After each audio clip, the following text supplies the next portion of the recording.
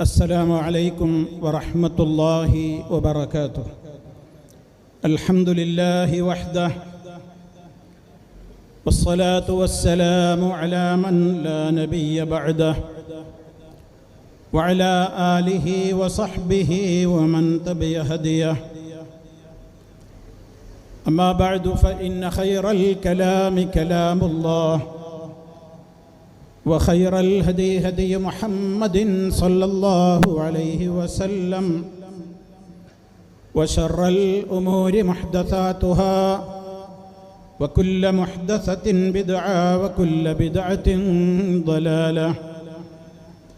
أعوذ بالله من الشيطان الرجيم.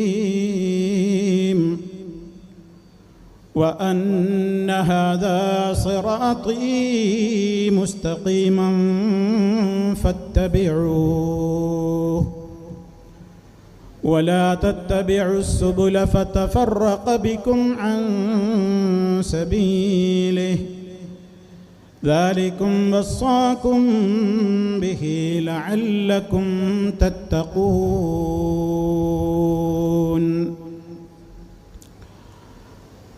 അള്ളാഹുവിൻ്റെ മഹത്തായ അനുഗ്രഹത്താൽ കണ്ണൂർ ജില്ലയിലെ ഇരിട്ടി മണ്ഡലം സംഘടിപ്പിച്ചിട്ടുള്ള ഈ മഹത്തായ ഫാമിലി അവൈക്കനിങ് കോൺഫറൻസിൻ്റെ സമാപന സംസാരത്തിലാണ് നമ്മളിപ്പോഴുള്ളത്. ഗൗരവതരമായ ധാരാളം വിഷയങ്ങൾ എത്രത്തോളം കുടുംബത്തിലെ ഓരോ മെമ്പർമാരും ശ്രദ്ധിക്കേണ്ടതുണ്ട് എന്ന് ഇതിനകം സംസാരിച്ച വ്യക്തിത്വങ്ങളുടെ സംസാരങ്ങളിൽ നിന്ന് നിങ്ങളെല്ലാവരും ഗ്രഹിച്ചു കഴിഞ്ഞു. നമ്മെ സംബന്ധിച്ചിടത്തോളം സ്വർഗമാണ് നമ്മുടെ ലക്ഷ്യം എന്ന് എല്ലാവരും ഇവിടെ പറഞ്ഞു കഴിഞ്ഞു. ആ സ്വർഗത്തിലെത്തുവാൻ തടസ്സമായി മാറുന്ന കാര്യങ്ങളെ വളരെ ഗൗരവത്തോടുകൂടെ പഠിക്കുകയും മനസ്സിലാക്കുകയും അതിൽ നിന്ന് വിട്ടുനിൽക്കുകയും ചെയ്യണമെന്നതും നമ്മളെല്ലാവരും കേട്ടുകഴിഞ്ഞു. എന്നാൽ എന്താണ് അല്ലാഹു സുബ്ഹാനഹു വ തആല അതിനുള്ള മാർഗമായി നമ്മോട് പറഞ്ഞു തന്നിട്ടുള്ളത്? സത്യവിശ്വാസികളായ ആളുകളെ വിളിച്ചുകൊണ്ട് അല്ലാഹു പറഞ്ഞല്ലോ, നിങ്ങളെയും നിങ്ങളുടെ കുടുംബാംഗങ്ങളെയും നരകത്തീയിൽ നിന്ന് കാത്തുകൊള്ളണം എന്ന്. കാരണം ആ തീ എന്ന് പറയുന്നത് ഏതെങ്കിലും ആളുകളോട് വിളിച്ച് ഓടി വരൂ, ഞങ്ങളെ ഒന്ന് രക്ഷപ്പെടുത്തൂ, ഞാനും മക്കളും വെന്തുരുകുകയാണ്, ഞങ്ങളെ വന്ന് രക്ഷപ്പെടുത്തൂ എന്ന് വിളിച്ചാൽ ആരും രക്ഷക്കെത്താത്ത അഗ്നിയാണ്. ആ തീ കെടുത്തുവാൻ ഒരു ഫയർഫോഴ്സും വരാത്ത അത്യധികം കഠിനകഠോരമായ നരകത്തീയാണ് അല്ലാഹു നമ്മോട് സൂക്ഷിക്കണം എന്ന് പറയുന്നത്. അതിൻ്റെ ഉത്തരവാദിത്തവും മേൽനോട്ടവും ഏൽപ്പിക്കപ്പെട്ടിട്ടുള്ള മലക്കുകൾ പോലും നമ്മുടെ നിലവിളിക്കോ നമ്മുടെ അട്ടഹാസങ്ങൾക്കോ അല്പസമയത്തേക്ക് പോലും പരിഗണന പോലും നൽകാത്ത കഠിന ഹൃദയന്മാരാണ്, പരുഷന്മാരാണ് എന്നാണ് അല്ലാഹു തആല പറയുന്നത്. അത്രത്തോളം കഠിനതരമായ ഒരു തീ, അതാണ് നരകം. ഞാനും നിങ്ങളും ഈ സ്ഥലത്തിപ്പോൾ ഇരിക്കുന്നുണ്ട് എന്നുള്ളത് എത്രത്തോളം സത്യമാണോ അതിനേക്കാൾ 1000 മടങ്ങ് സത്യമാണ് നരകമുണ്ട് എന്നുള്ളത്. അതുകൊണ്ട് തന്നെ ആ നരകത്തീയിൽ വെന്തുരുകാതെ നിങ്ങളെയും നിങ്ങളുടെ മക്കളെയും ഇണകളെയും നിങ്ങൾ കാത്തുകൊള്ളണേ എന്ന് വിശ്വാസികളോട് അല്ലാഹു സുബ്ഹാനഹു വ തആല പറയുന്നുണ്ടെങ്കിൽ അതെവിടെ വെച്ചാണ് നമ്മൾ കാത്തുരക്ഷിക്കേണ്ടത്? നാളെ മഹ്ശറിൽ കത്തിയാളുന്ന നരകത്തിയെ കാണുന്ന സമയത്താണോ? എൻ്റെ മകനെ അതിലിടല്ലേ, എൻ്റെ ഭാര്യയെ അതിലിടല്ലേ, എൻ്റെ ഭർത്താവിനെ അതിലിടല്ലേ, എൻ്റെ മക്കളെ അതിലിടല്ലേ എന്ന് അവിടെ വെച്ച് നിങ്ങൾ നരകത്തിയെ തടുക്കണമെന്നാണോ അല്ലാഹു തആല പറഞ്ഞിട്ടുള്ളത്?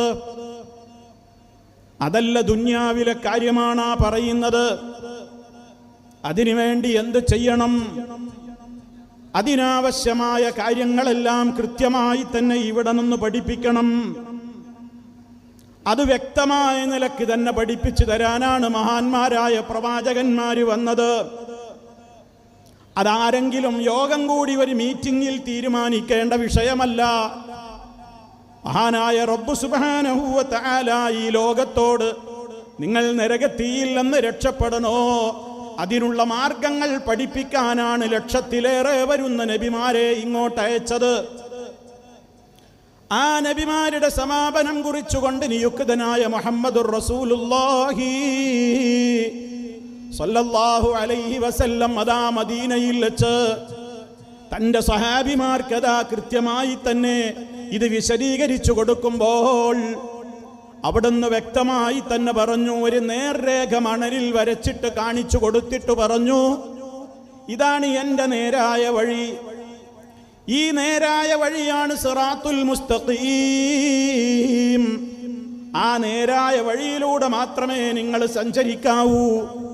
അതിൻ്റെ അപ്പുറത്തും ഇപ്പുറത്തും കാണുന്ന കുറേ ദുഷിച്ച വഴികളുണ്ട്, പല മാർഗങ്ങളുണ്ട്, പല വഴികളുണ്ട്. അതിലേക്കൊന്നും നിങ്ങൾ തിരിഞ്ഞു നോക്കുക പോലും ചെയ്യാതെ ഞാൻ ഈ കാണിച്ചു തരുന്ന നേരായ വഴിയിലൂടെ മാത്രമേ നിങ്ങൾ മുന്നോട്ട് പോകാവൂ എന്ന് മഹാനായ നബി സല്ലല്ലാഹു അലൈഹി വസല്ലമ പറഞ്ഞതിൻ്റെ ശേഷം പരിശുദ്ധ ഖുർആനിലെ ആയത്തോതി കേൾപ്പിച്ചു കൊടുക്കുകയാണ്. വഅന്ന ഹാദാ സിറാത്തീ മുസ്തഖീമാ ഫത്തബിഊഹു വലാ തത്തബിഉസ് സുബുൽ ഫതഫറഖ ബികും അൻ സബീലിഹി ദാലികും വസാകും ബിഹി ലഅല്ലകും തത്തഖൂൻ. ഓ ജനങ്ങളെ, അള്ളാഹിന്റെ റസൂല് എന്താണ് വിശുദ്ധ ഖുർആൻ ഓതിക്കൊണ്ട് നമുക്ക് പഠിപ്പിച്ചു തരുന്നത്? റബ്ബദാ നമ്മോട് പറയുന്നു, ഇതാണ് എൻ്റെ വഴി, ആ വഴിയെ മാത്രമേ നിങ്ങൾ പിൻപറ്റാവൂ. അപ്പുറത്തും ഇപ്പുറത്തും കാണുന്ന വഴികളിലേക്ക്, മാർഗങ്ങളിലേക്ക് നിങ്ങൾ തെറ്റിപ്പോയാൽ റബ്ബ് നിശ്ചയിച്ച ശരിയായ സ്വർഗത്തിലെത്താനുള്ള വഴിയില്ലെന്ന് അതൊക്കെ നിങ്ങളെ തെറ്റിച്ചു കൊണ്ടുപോകും. ഇത് ഗൗരവത്തോടെ നിങ്ങളോട് ഉണർത്തുന്നത് നിങ്ങൾ ദോഷങ്ങളൊന്നും വരാതെ തഖ്വയുള്ളവരായി ജീവിക്കുവാൻ വേണ്ടിയാണെന്ന് അല്ലാഹു സുബ്ഹാനഹു വ തആല പറയുന്നു. ആ മാർഗത്തിൽ നീ ഞങ്ങളെ ചേർക്കണേ എന്നാണ് ഞാനും നിങ്ങളും ദിനേന റബ്ബിനോട് തേടിക്കൊണ്ടിരിക്കുന്നത്. ഇഹ്ദിനസ് സിറാത്തൽ മുസ്തഖീം. ആ സ്വർഗത്തിലേക്ക് എത്തിക്കുന്ന ആ മുസ്തഖീമായ പാത ഏതാണോ അതിലേക്ക് നീ ഞങ്ങളെ ചേർത്ത് നിർത്തണേ അല്ലാഹ്. അതിൽ നിന്ന് തെറ്റിപ്പോയ വഴികളിലൂടെ പോയവരായ റബ്ബിൻ്റെ കോപം കിട്ടിയവരുണ്ട്, വഴിപിഴച്ചു പോയവരുണ്ട്, റബ്ബിൻ്റെ ശാപം കിട്ടിയവരുണ്ട്. ആ വഴികളിലൊന്നും നീ ഞങ്ങളെ ചേർത്തല്ലേ. ഗൈറിൽ മഗ്ദൂബി അലൈഹിം വലദ്ദാല്ലീൻ. ഇത് വളരെ മനസ്സറിഞ്ഞുകൊണ്ട് പ്രാർത്ഥിച്ചുകൊണ്ടാണ് നമ്മൾ അല്ലാഹുവിനോട് റബ്ബേ ഞങ്ങളുടെ ഈ തേട്ടത്തിന് നീ ഉത്തരം തരണേ, ആമീൻ എന്ന് ചൊല്ലി നിസ്കരിക്കുന്നത്. അപ്പൊ നമ്മുടെ ആഗ്രഹം അതാണ്, സിറാത്തുൽ മുസ്തഖീമിൽ ഉറച്ചു നിർത്തിത്തരണം. അതിൽ നിന്ന് കടുകിട വ്യതിചലിക്കാതെ അതിൽ തുടരാൻ സാധിക്കണം. അതിലൂടെ മാത്രമേ സ്വർഗത്തിലേക്ക് എത്താൻ പറ്റുകയുള്ളൂ. ആ മാർഗം ആര് മുറുകെ പിടിച്ചുകൊണ്ട് ജീവിച്ചുവോ അവർക്ക് മരിക്കുന്ന നേരത്തെ സന്തോഷമാണ്. ഇന്നല്ലദീന ഖാലൂ റബ്ബുനല്ലാഹ് സുമ്മ ഇസ്തഖാമൂ തതനസ്സലു അലൈഹിമുൽ മലായികതു അല്ലാ തഖാഫൂ വലാ തഹ്സനൂ വഅബ്ശിറൂ ബിൽ ജന്നത്തില്ലതീ കുൻതും തുഅദൂൻ. തീർച്ചയായും ഞങ്ങളുടെ രക്ഷിതാവ് അല്ലാഹുവാണെന്ന് പറഞ്ഞവർ, ഞങ്ങളുടെ റബ്ബ് അള്ളയാണെന്ന് പറഞ്ഞവർ ശരിക്ക് ശ്രദ്ധിക്കണം നമ്മൾ. അവർക്ക് സ്വർഗം കിട്ടുമെന്നാണോ, അവരുടെ മരണം നന്നാകുമെന്നാണോ? അല്ല, ഞങ്ങളുടെ റബ്ബ് അള്ളയാണെന്ന് പറഞ്ഞവര് മാത്രമല്ല, ഇനി പറയാൻ പോകുന്നതാണ് ഏറ്റവും പ്രധാനമായ പോയിന്റ്. സുമ്മസ്തഖാമൂ. പിന്നെ ആ പറഞ്ഞതുപോലെ നേരെ ചൊവ്വേ ജീവിച്ചവർ. റബ്ബുനല്ലാഹ് എന്ന് പറയുന്നൊക്കെ എളുപ്പമുണ്ട്, അള്ളാഹുവാണ് ഞങ്ങളുടെ റബ്ബ് എന്നൊക്കെ പറയാൻ എളുപ്പമുണ്ട്. അത് തെറ്റിപ്പോയ ഒരുപാട് കക്ഷികളും ഒരുപാട് വിഭാഗങ്ങളും അള്ളയാണ് റബ്ബ് രക്ഷിതാവ് എന്നൊക്കെ പറയുന്നുണ്ട്. പക്ഷേ ആ പറഞ്ഞതിന് അതേ ആശയത്തെ ഉൾക്കൊണ്ടുകൊണ്ട് ജീവിക്കലാണ് പ്രധാനം. അത് പറഞ്ഞിടത്ത് മുഫസ്സിരീങ്ങൾ പറഞ്ഞു, സുമ്മസ്തഖാമു അലാ തൗഹീദില്ലാഹ്. അള്ളാഹ് പഠിപ്പിച്ച ശരിയായ തൗഹീദ് ഉണ്ടല്ലോ, അതിൽ അടിയുറച്ചു നിന്നാലേ അങ്ങനെ സംഭവിക്കൂ. വലം യുഖ്ലിതു തൗഹീദല്ലാഹി ബിശിർക്കി ഗൈരിഹി ബിഹി. ഒരു നിലക്കും അള്ളാഹു പഠിപ്പിച്ച തൗഹീദിൽ ശിർക്കിന്റെ ഒരൽപ്പം പോലും അവൽ കലർത്തിയിട്ടുമില്ല. ഹുമുല്ലദീന ലം യുശ്രികൂ ബില്ലാഹി ശൈആ. അള്ളാഹുവിൽ യാതൊന്നിനെയും പങ്കു ചേർക്കാത്തവരെ കുറിച്ചാണ് അള്ളാഹു പറയുന്നത്. അവര് മരിക്കുന്ന നേരത്ത് സന്തോഷ വാർത്തകൾ അറിയിക്കുന്ന മലക്കുകളാണ് അവന്റെ റൂഹിനെ കൊണ്ടുപോകാൻ വരുന്നത്. സ്വർഗത്തിന്റെ വാർത്തയാണ് അവനോട് പറയുന്നത്. അവന് ഏറ്റവും വലിയ സ്വർഗത്തിൻ്റെതായ ഉന്നതമായ കാഴ്ചകളാണ് കാണിച്ചു കൊടുക്കുന്നത്. ഗഫൂറും റഹീമുമായ അള്ളാഹു ഒരുക്കിയിട്ടുള്ള വിരുന്ന് സൽക്കാരത്തിലേക്കാണ് അവനെ കൂട്ടിക്കൊണ്ടുപോകുന്നത്. ഇത് കേൾക്കുന്ന പറയുന്ന ഞാനും നിങ്ങളും ദുആ ചെയ്യണം എപ്പോഴും, അള്ളാഹുവേ എൻ്റെ മരണം അങ്ങനെയാക്കണേ എന്ന്. എവിടെ വെച്ച് മരിക്കുന്നു എന്നുള്ളതിനേക്കാൾ പ്രധാനം എങ്ങനെ മരിക്കുന്നു എന്നതാണ്. ഈമാൻ കിട്ടി മരിക്കുക, സന്തോഷ വാർത്തകൾ കേട്ടുകൊണ്ട് മരിക്കാനാവുക, ലാ ഇലാഹ ഇല്ലല്ലാഹയുടെ വക്താവായിക്കൊണ്ട് മരിക്കാനാവുക, മലക്കുകളുടെ സന്തോഷ വാർത്തകൾ കേട്ടുകൊണ്ട് മരിക്കാനാവുക, സ്വർഗീയ ആനന്ദ കാഴ്ചകൾ കണ്ടുകൊണ്ട് മരിക്കാനാവുക. അതിലേറെ സൗഭാഗ്യം നമുക്ക് നേടാനില്ല. അതുകൊണ്ട് നാം അള്ളാഹുവിനോട് എപ്പോഴും തേടുന്നു, തവഫന അല്ലെങ്കിൽ തവഫനി മുസ്ലിമ, നീ എന്നെ മുസ്ലിമായി മരിപ്പിക്കുകയും സാലിഹീങ്ങളുടെ കൂടെ നാളെ മഹ്ശറിൽ അവരുടെ ചാരത്തണയാൻ, അവരുടെ കൂടെ ഒരുമിച്ച് കൂട്ടപ്പെടുന്നവരിൽ ആ രൂപത്തിലുള്ള വക്താവായി മാറുവാൻ നീ എനിക്ക് തൗഫീഖ് തരണേ എന്ന് മനമുരുകി തേടേണ്ടവരും തേടിക്കൊണ്ടിരിക്കുന്നവരുമാണ് നമ്മളെല്ലാവരും. കാരണം എന്താ? അത്രത്തോളം പ്രാധാന്യമുണ്ട് തൗഹീദ് അനുസരിച്ച് ജീവിച്ചാൽ. തൗഹീദ് അനുസരിച്ച് ജീവിച്ചവർക്ക് ആ സൗഭാഗ്യം ലഭിക്കുകയുള്ളൂ.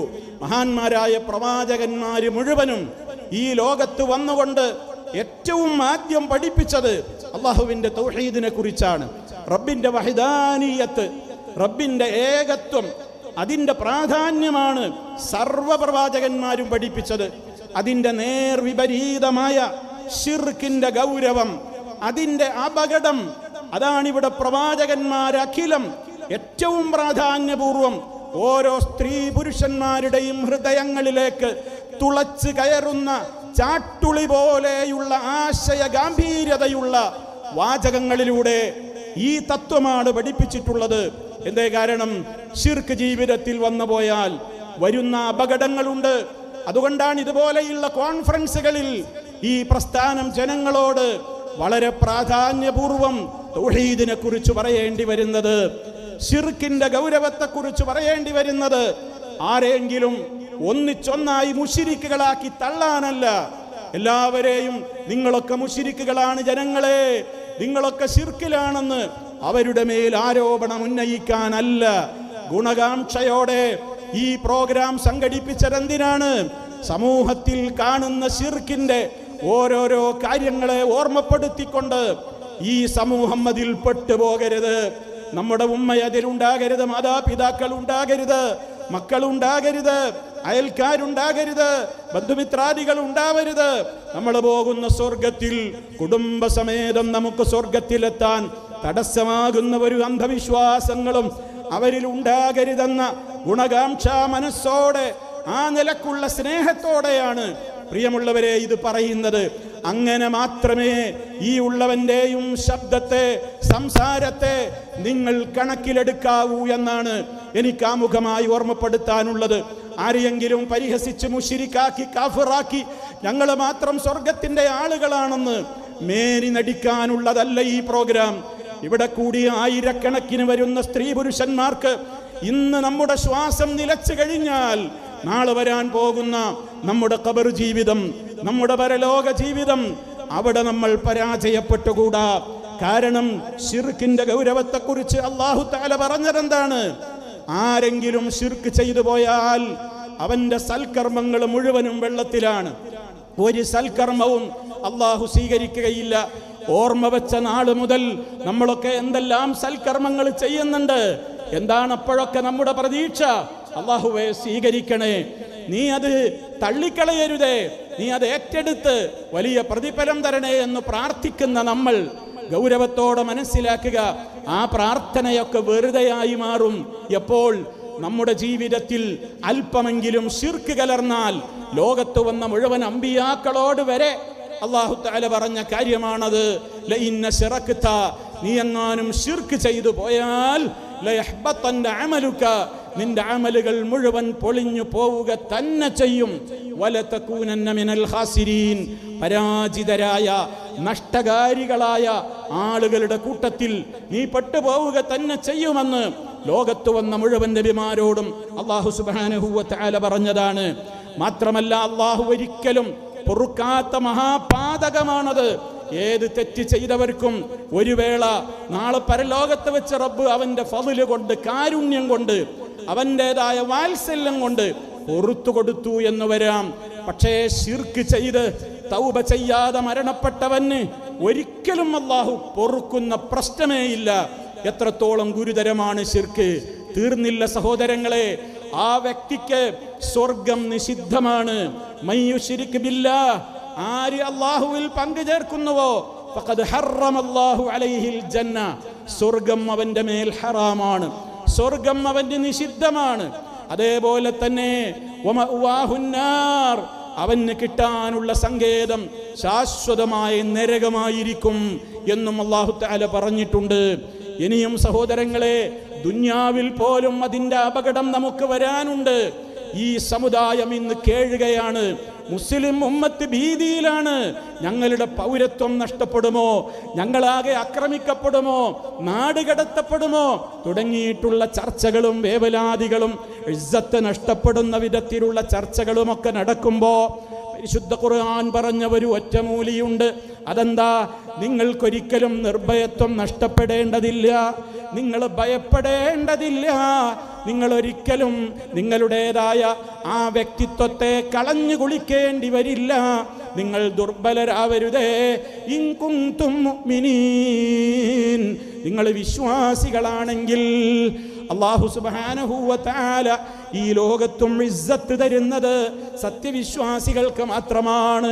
നമുക്ക് ഇസ്സത്ത് ഇന്ന് നഷ്ടപ്പെടുന്നുണ്ടെങ്കിൽ, എല്ലാവരും നമ്മുടെ നേരെ അവരുടെ കൈകൾ നീട്ടുന്നുണ്ടെങ്കിൽ, എല്ലാവരും നമുക്ക് നേരെ അവരുടേതായ അക്രമത്തിൻ്റെതായ പദ്ധതികൾ ആവിഷ്കരിക്കുന്നുണ്ടെങ്കിൽ, അതിൻ്റെ കാരണക്കാര് ഞാനും നിങ്ങളുമാണ്.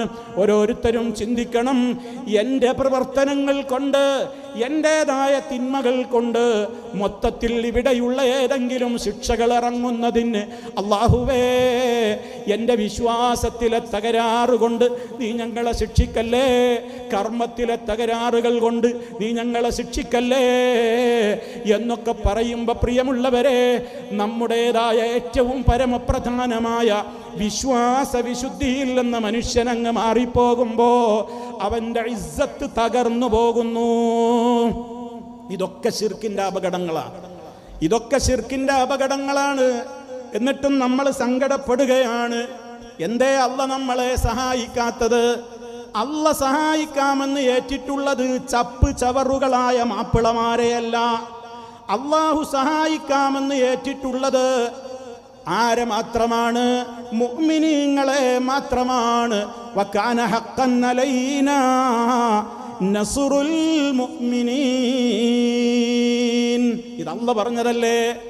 ഈമാൻ ഉള്ളവരെയാണ് സഹായിക്കുക. അല്ലാത്തവർ ആരായാലും ചിലപ്പോൾ റബ്ബ് അതിനനുസരിച്ചുള്ള കഷ്ടപ്പാട് കൊടുക്കും.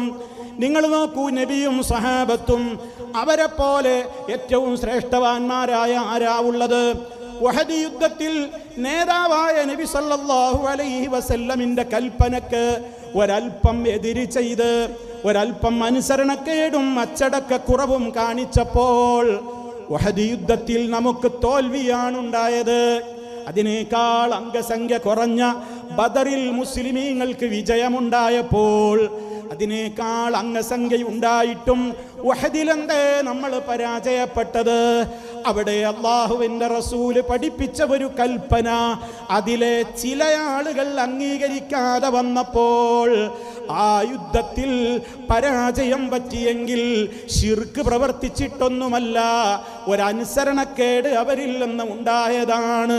അപ്പോൾ പിന്നെ ചിന്തിക്ക്, മാരകമായ ശിർക്ക് വന്നു പോകുന്ന ഒരു സമുദായത്തിൽ അല്ലാഹുവിൻ്റെ സഹായമുണ്ടാകുമോ? അതിനാ പറയുന്നതെന്ത്? നമുക്ക് റബ്ബിൻ്റെ സഹായം കിട്ടണമെങ്കിൽ, ഇസ്സത്ത് നിലനിൽക്കണമെങ്കിൽ തൗഹീദിൽ നിന്ന് വിട്ടുപോകരുത്, ശിർക്കിൻ്റെ വക്താക്കളാവരുത്, അള്ളാഹ്ക്ക് വെറുപ്പുള്ള കാര്യങ്ങൾ ചെയ്യരുത്, അറിഞ്ഞുകൊണ്ടൊരു ഹറാമിലേക്ക് പോകരുത്, അറിഞ്ഞുകൊണ്ടൊരു ഹറാം കാണരുത്, കേൾക്കരുത്, പറയരുത്, സമ്പാദിക്കരുത്. ഏതെല്ലാം വിധത്തിൽ സൂക്ഷ്മത പാലിച്ചുകൊണ്ട് ജീവിക്കണോ അവർക്കാണ് ഇസ്സത്തുള്ളത്. വലില്ലാഹിൽ ഇസ്സത്തു വലിറസൂലിഹി വലിൽ മുഅ്മിനീൻ. എത്ര വ്യക്തമായിട്ടാണ് റബ്ബ് നമ്മോട് പറയുന്നത്. അതുകൊണ്ട് ശിർക്ക് ജീവിതത്തിൽ വരാതെ നോക്കണം. മഹാന്മാരായ പ്രവാചകന്മാർ പോലും പേടിച്ച മഹാപാപമാണ് ശിർക്ക്. അള്ളാന്റെ ഖലീൽ എന്ന് വിശേഷിപ്പിക്കപ്പെട്ട ഇബ്രാഹിം നബി അലൈഹിസ്സലാമിൻ്റെ പോലും പ്രാർത്ഥന എന്താണ്? വജുനുബിനി വബനിയ അൻ നഅ്ബുദൽ അസ്നാം. റബ്ബേ, നീ എന്നെയും എൻ്റെ മക്കളെയും വിഗ്രഹങ്ങളെ ആരാധിക്കുന്ന അഥവാ നിന്നിൽ പങ്കുചേർക്കുന്ന ശിർക്കിൻ്റെതായ പ്രവർത്തനങ്ങളിൽ നിന്ന്, വിശ്വാസങ്ങളിൽ നിന്ന് നീ ഞങ്ങളെ കാത്തുകൊള്ളണേ. അതിനോടടുക്കുന്ന ഒരവസ്ഥ പോലും വരാതെ നീ ഞങ്ങളെ അതിൽ നിന്ന് അകറ്റി നിർത്തണേ. ഇതൊരു സാധാരണക്കാരൻ്റെ പ്രാർത്ഥനയല്ല. ഖലീലുല്ലാഹി ഇബ്രാഹിം അലൈഹിസ്സലാമിൻ്റെ പോലും ദുആയാണ്. അതുകൊണ്ടല്ലേ ഖലീലുല്ലാഹി ഇബ്രാഹിം അലൈഹിസ്സലാമിൻ്റെ പേരക്കിടാവ് മുത്ത് മുസ്തഫ സല്ലല്ലാഹു അലൈഹി വസല്ലമ ലോകത്തോട് നമ്മളോട് പറഞ്ഞ ഒരു പ്രാർത്ഥനയുണ്ട്. നമ്മളത് മറക്കാതെ ദിനേന പ്രാർത്ഥിച്ചു കൊണ്ടിരിക്കണം. അല്ലാഹുമ്മ ഇന്നി അഊദു ബിക അൻ നുശ്രിക ബിക വ അന അഅലമു വ അസ്തഗ്ഫിറുക ലിമാ ലാ അഅലം. എൻ്റെ ശ്രോതാക്കളിൽ ഒരുപക്ഷേ പലർക്കും ഇത് അറിയാമായിരിക്കും, അറിയാത്തവരും ഉണ്ടാകും. നിങ്ങൾ നോട്ട് ചെയ്ത് മനഃപ്പാഠമാക്കി അർത്ഥം പഠിച്ച് ആശയം ഗ്രഹിച്ചുകൊണ്ട് ചൊല്ലേണ്ട ദുആയാണ്. അല്ലാഹുവേ, ഇന്നി അഊദു ബിക, ഞാൻ നിന്നോട് കാവൽ തേടുകയാണ്, അന്നുശ്രിക ബിക വ അന അഅലമു, അറിഞ്ഞുകൊണ്ട് ഏതെങ്കിലും നിലക്ക് നിന്നിൽ ഞാൻ പങ്കു ചേർക്കുന്നതില്ലെന്ന് ഞാൻ നിന്നോട് കാവൽ തേടുന്നു. വ അസ്തഗ്ഫിറുക, ഞാൻ നിന്നോട് പൊറുക്കലിനെ തേടുകയുമാണ്. ലിമാ ലാ അഅലമു, അറിയാതെ വല്ല സമയത്തും എൻ്റെ വല്ല വാക്കുകൊണ്ടോ എൻ്റെ ചിന്ത കൊണ്ടോ ഏതെങ്കിലും നിലക്കൊരു ശിർക്കിൻ്റെ ലാഞ്ചന പോലും വന്നു പോകാതെ, അഥവാ വന്നു പോയെങ്കിൽ നീ എന്നോട് പൊറുത്തു തരണേ എന്ന് ശിർക്ക് വരാതിരിക്കാനുള്ള കാവൽ തേട്ടവും, വല്ലതും വന്നു പോകുന്നുവെങ്കിൽ അതിൽ നിന്ന് രക്ഷപ്പെടാനും അത് പൊറുത്തു കിട്ടുവാനുമുള്ള പ്രാർത്ഥനയും അടങ്ങുന്ന ദുആ മുത്ത് മുസ്തഫ നമുക്ക് പഠിപ്പിച്ചു തന്നത്. ഉമ്മമാരെ, നിങ്ങൾ ചൊല്ലണം, മക്കൾക്ക് പകർന്നു കൊടുക്കണം, രക്ഷിതാക്കൾ അത് മനഃപ്പാഠമാക്കണം, സർവ്വ മെമ്പർമാരും അത് കുടുംബത്തിൽ അവർ ചൊല്ലിയിരിക്കണം. അത്ര ഗൗരവ ശിർക്ക്, അത്ര ഗൗരവമാണ് ശിർക്ക്. എങ്കിൽ എന്താണ് ശിർക്കെന്ന് നമ്മൾ മനസ്സിലാക്കണം. കുറേ റബ്ബുകളുണ്ട് എന്ന് വിശ്വസിക്കൽ മാത്രമാണോ ശിർക്ക്? ഒരുപാട് റബ്ബുകളുണ്ട്, ഒരുപാട് പടച്ചവന്മാരുണ്ട്, ഒരുപാട് ഇലാഹുകളുണ്ട് എന്നിങ്ങനെ വിശ്വസിച്ചു. ആ നിലക്ക് ഒരാൾ അങ്ങനെ പ്രഖ്യാപിച്ചു. അത് മാത്രമാണോ ശിർക്ക്? അല്ല. എന്താണ് ഈ ശിർക്ക് എന്ന് പറയുന്നത്? ഞാനതിൻ്റെ ഉദ്ധരണികൾ പറഞ്ഞിട്ട് നിങ്ങളെ കഷ്ടപ്പെടുത്തുന്നില്ല. ഏവർക്കും മനസ്സിലാക്കാവുന്ന, ഏത് സാധാരണക്കാരനും മനസ്സിലാക്കാവുന്ന ലളിതമായി ചില കാര്യങ്ങളിലൂടെ പരിചയപ്പെടുത്തട്ടെ. റഹ്മാനായ റബ്ബിന് മാത്രമുള്ള ചില ഗുണങ്ങളുണ്ട്. ആ ഗുണങ്ങൾ അല്ലാഹു ഒരാൾക്കും ഒരു കാലത്തും വിട്ടുകൊടുത്തിട്ടില്ല, അത് വിട്ടുകൊടുക്കുകയുമില്ല. അതേപോലെ അവൻ്റെ മാത്രമായ ചില വിശേഷണങ്ങളുണ്ട്, പ്രത്യേകതകളുണ്ട്. അത് റബ്ബ് ഒരാൾക്കും കൊടുത്തിട്ടില്ല, നബിമാർക്ക് പോലും കൊടുത്തിട്ടില്ല. പിന്നെയല്ലേ ബാക്കിയുള്ളവർ. അങ്ങനെ ഒരാൾക്കും ഒരു കാലത്തും വിട്ടുകൊടുക്കാത്ത അവൻ്റേത് മാത്രമായ ചില പ്രത്യേകമായ ഗുണങ്ങളുണ്ട്, വിശേഷണങ്ങളുണ്ട് അല്ലാഹുവിന്. അതൊക്കെ ഉള്ളടങ്ങിയ നാമങ്ങളുമുണ്ട് അവന്. വലില്ലാഹിൽ അസ്മാഉൽ ഹുസ്നാ, അല്ലാഹുവിന് ഏറ്റവും നല്ല നല്ല പേരുകളുണ്ട്. അസ്മാഉൽ ഹുസ്ന അവന് മാത്രമുള്ളതാണ്. ആശയങ്ങൾ അത് നമ്മുടെ മനസ്സിൽ എപ്പോഴും നമ്മൾ വെട്ടുകൊണ്ട് നടക്കുന്നുണ്ട്.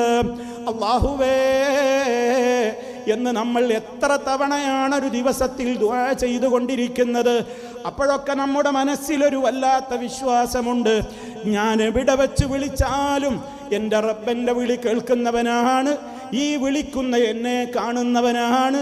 എൻ്റെ ഈ പുറത്തേക്കുള്ള ശരീരം മാത്രമല്ല, ആർക്കും കാണാനാവാത്ത എൻ്റെ ബോഡിയിൽ ഒരു മാംസപിണ്ഡമുണ്ട്, അതുപോലും കാണാൻ കഴിയാവുന്ന അലീമും ബിദാത്തി സുദൂർ, നെഞ്ചകങ്ങളിൽ ഒളിപ്പിച്ചു വെച്ചതറിയുന്നവനാണ് റബ്ബ്. അങ്ങനെ മാത്രം അത്രത്തോളം അവൻ എന്നെ അറിയുന്നുണ്ട്, അവൻ എന്നെ കാണുന്നുണ്ട്. അവൻ ഞാൻ എന്ത് ഭാഷയിൽ പറഞ്ഞാലും അതൊന്നും അവന് പ്രശ്നമേ അല്ല. ഞാൻ ഉറക്കെ വിളിച്ചാലും പതുക്കെ വിളിച്ചാലും, ഭൂമിയിൽ വെച്ചാവട്ടെ, ആകാശത്ത് ഫ്ലൈറ്റിൽ വെച്ചാവട്ടെ, കടലിനടിയിൽ ഷിപ്പിൽ വെച്ചാവട്ടെ, എവിടെ വെച്ച് വിളിച്ചാലും എൻ്റെ റബ്ബത് കേൾക്കും എന്ന വിശ്വാസമാണ് എനിക്കെൻ്റെ റബ്ബിനോട് തേടുമ്പോഴുള്ളത്. അതിലാർക്കും തർക്കമില്ലല്ലോ.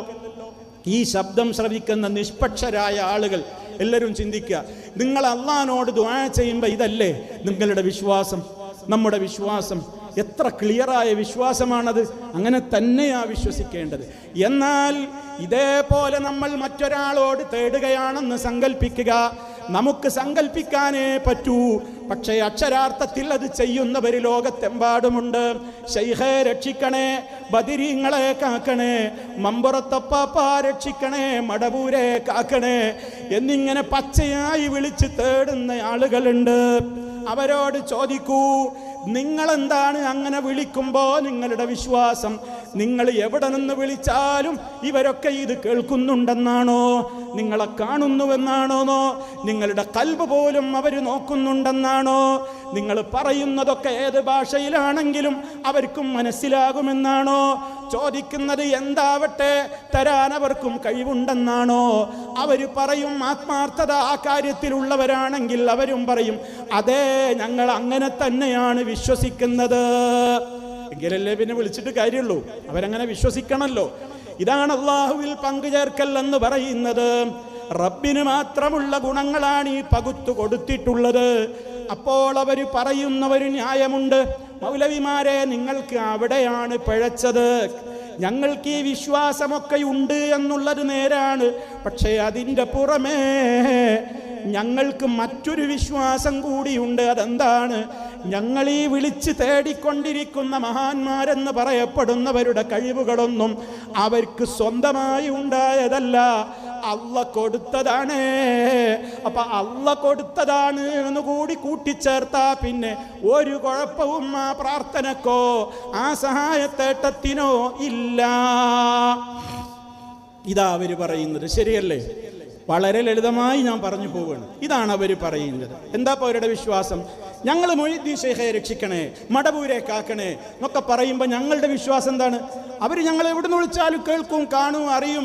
ഞങ്ങളുടെ ഹൃദയം പോലും കുപ്പിയാകത്തുള്ള വസ്തുവിനെ പോലെ കാൺമാൻ ഞാൻ നിങ്ങളുടെ കൽബകം എന്നോവർ, കണ്ണിൽ കാണാത്തതും കൽബകത്തുള്ളതും കൺകൊണ്ട് കണ്ട പോൽ കാട്ടിപ്പറഞ്ഞോവർ.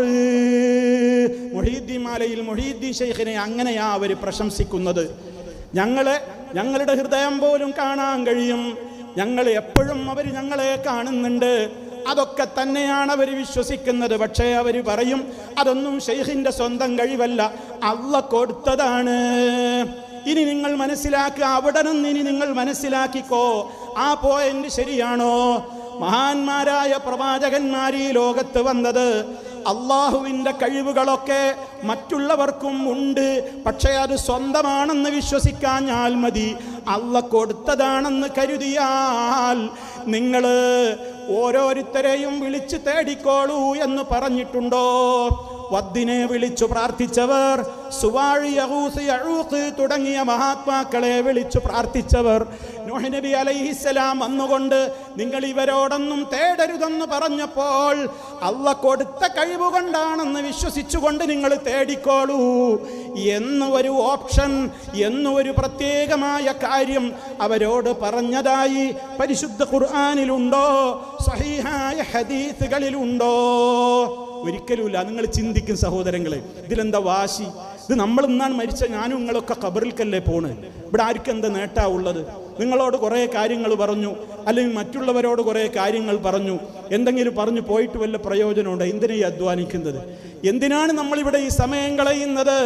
ഇതെൻ്റെ പരലോകമാണ്, എൻ്റെ നിങ്ങളുടെ പരലോകത്തിൻ്റെ കാര്യമാണ്. റഹ്മാനായ റബ്ബ് ഇത് പൊറുക്കാത്ത കാര്യമാണ്. അതുകൊണ്ടാ പറയുന്നത്, റബ്ബിന് മാത്രമുള്ള ഗുണങ്ങൾ മറ്റുള്ളവർക്കും ഇവിടെ സങ്കല്പിച്ചു കൊടുക്കുന്ന തകരാറാ വരുന്നത്. അത് അള്ളാഹ് കൊടുത്തതാണ് എന്ന് പറഞ്ഞതുകൊണ്ട് രക്ഷപ്പെടൂല. അങ്ങനെ രക്ഷപ്പെടും എന്നാണ് വാദമെങ്കിൽ മുത്ത മുസ്തഫ എന്തിന് ബദർ യുദ്ധം ചെയ്തു? എന്തിന് ഉഹദ് യുദ്ധം ചെയ്തു? ആരോടാ മുത്ത മുസ്തഫ മക്കയിലും മദീനയിലും ഒക്കെ പോരാടിയത്? അവിടെ ഉണ്ടായിരുന്ന മുശ്രിക്കുകളോട്. അവരെങ്ങനെയാ മുശ്രിക്കുകളായത്? അവരെ മുത്ത് മുസ്തഫ വെറുതെ മുശ്രിക്ക് എന്ന് പറഞ്ഞതാണോ? കാഫിർ എന്ന് പറഞ്ഞതാണോ? അല്ല, അവരുടെ വിശ്വാസത്തിലെ തകരാറായിരുന്നു കാരണം. അപ്പൊ പിന്നെ അവരെന്താ വിശ്വസിച്ചത്? അല്ലല്ല എന്ന് പറഞ്ഞോ?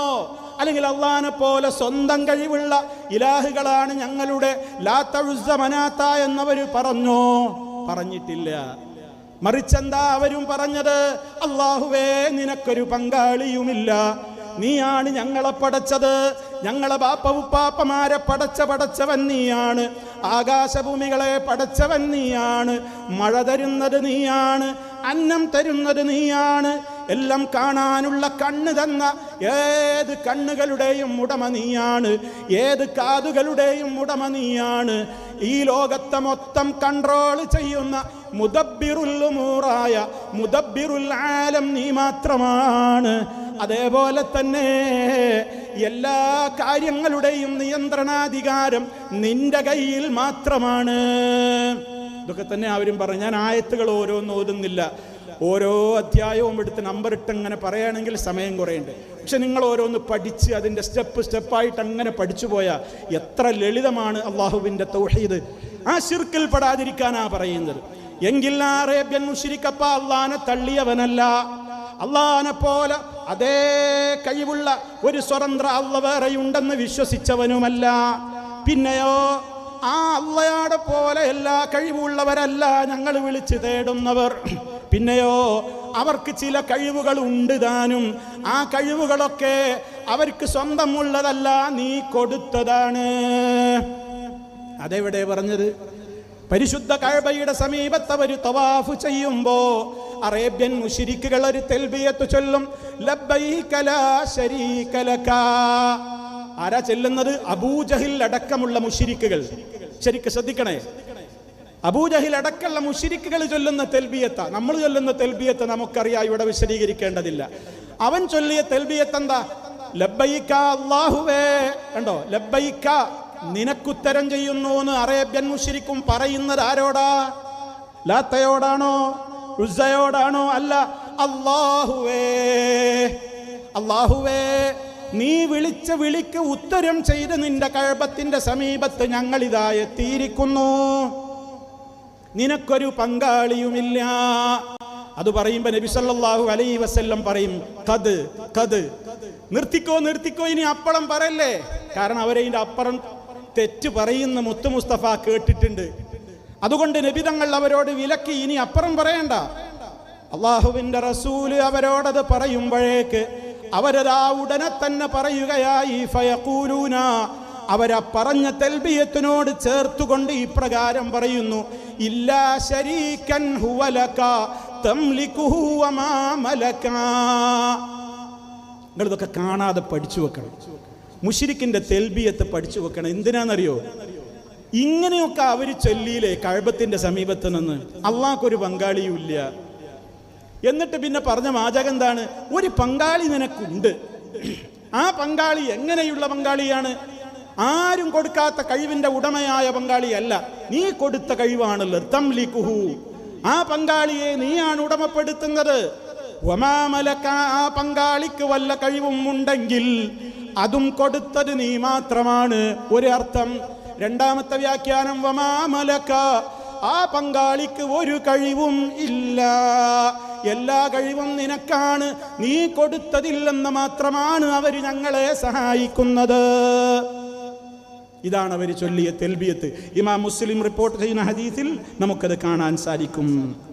എത്ര വ്യക്തമായിട്ടാണ് പരിശുദ്ധ ഖുർആനിൽ വളരെ കൃത്യമായി അല്ലാഹു സുബ്ഹാനഹു വ തആല ഇത് പറയുകയാണ്. ഈ വിശ്വാസമാണ് ഇന്നും ഇവിടെ പലരും വെച്ചു പുലർത്തുന്നത്.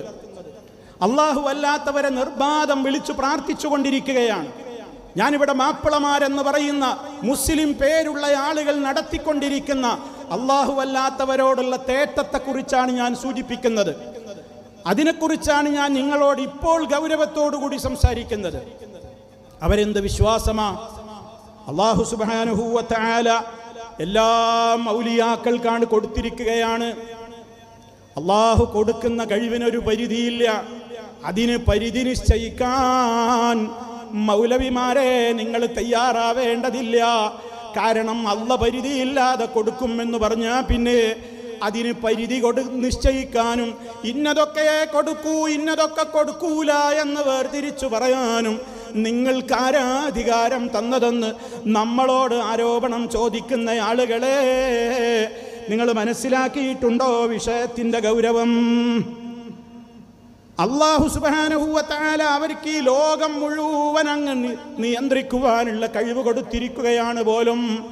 അവർക്ക് കിട്ടിയ കഴിവുകളും അവരുടെ അറിവുകളുമൊക്കെ നമ്മളൊന്ന് കേട്ടാൽ പടച്ചോനാണോന്ന് തോന്നിപ്പോകും. എത്ര ഗൗരവമുള്ള വാക്കാത്! പടച്ചോൻ തന്നെയാണോന്ന് തോന്നിപ്പോകുന്നു. നിങ്ങളൊന്ന് ആലോചിച്ചു നോക്കൂ. ചില കാര്യങ്ങൾ ഞാൻ ക്ലിപ്പുകളിലൂടെ പറയുന്നത്, ഞാനത് ധാരാളം സമയം വിശദീകരിക്കുന്നതിനേക്കാൾ നിങ്ങൾക്ക് പെട്ടെന്ന് മനസ്സിലാക്കാൻ വേണ്ടിയാണ് ഒരു മുസ്ലിയാരി ഇത് സംബന്ധമായി പറയുന്നത്. ആദ്യമായൊന്ന് കേട്ടു നോക്കൂ.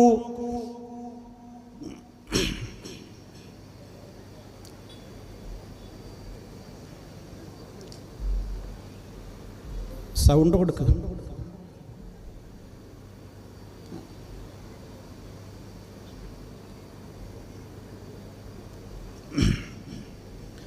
സഹോദരങ്ങളെ, ആ വ്യക്തി അതിൽ പറയുന്നത് എന്താ? പടച്ചോനാണ് എന്ന് തോന്നിപ്പോകുന്ന നിലക്കുള്ള കഴിവുകളൊക്കെ കിട്ടുന്നുണ്ട് എന്ന് പറഞ്ഞാൽ ഇനി കൊടുക്കാത്ത ഒരു കഴിവും ഇനി ബാക്കിയില്ല എന്നാണ് അയാൾ അതിൽ പറയുന്നത്. അതേ അവസരത്തിൽ സഹോദരന്മാരെ, ഞങ്ങളുടെ പടച്ചോൻ ആരാണ് എന്ന് ചോദിച്ചാൽ മടവൂരാണ് ഞങ്ങളുടെ പടച്ചോൻ എന്ന് ഞങ്ങൾ പറയുന്ന പാട്ട് വരെ ഇവിടെ ഇറങ്ങി. ആലോചിച്ചു നോക്കണം, എത്ര ഗുരുതരമായ വാദമാണത്. ഓ സഹോദരന്മാരെ, ഞങ്ങളുടെ പടച്ചോൻ മടവൂരാണ് എന്ന് പറയാൻ മാത്രം ഒരു സമൂഹത്തെ അതിലേക്ക് മാറ്റാനുള്ള കാരണമായത് ഇവിടെ എന്താണ്? നിങ്ങൾ ഗൗരവത്തോടെ ചിന്തിക്കണം. എന്തേ അവരെ കൊണ്ടങ്ങനെ പറയിപ്പിച്ചത്?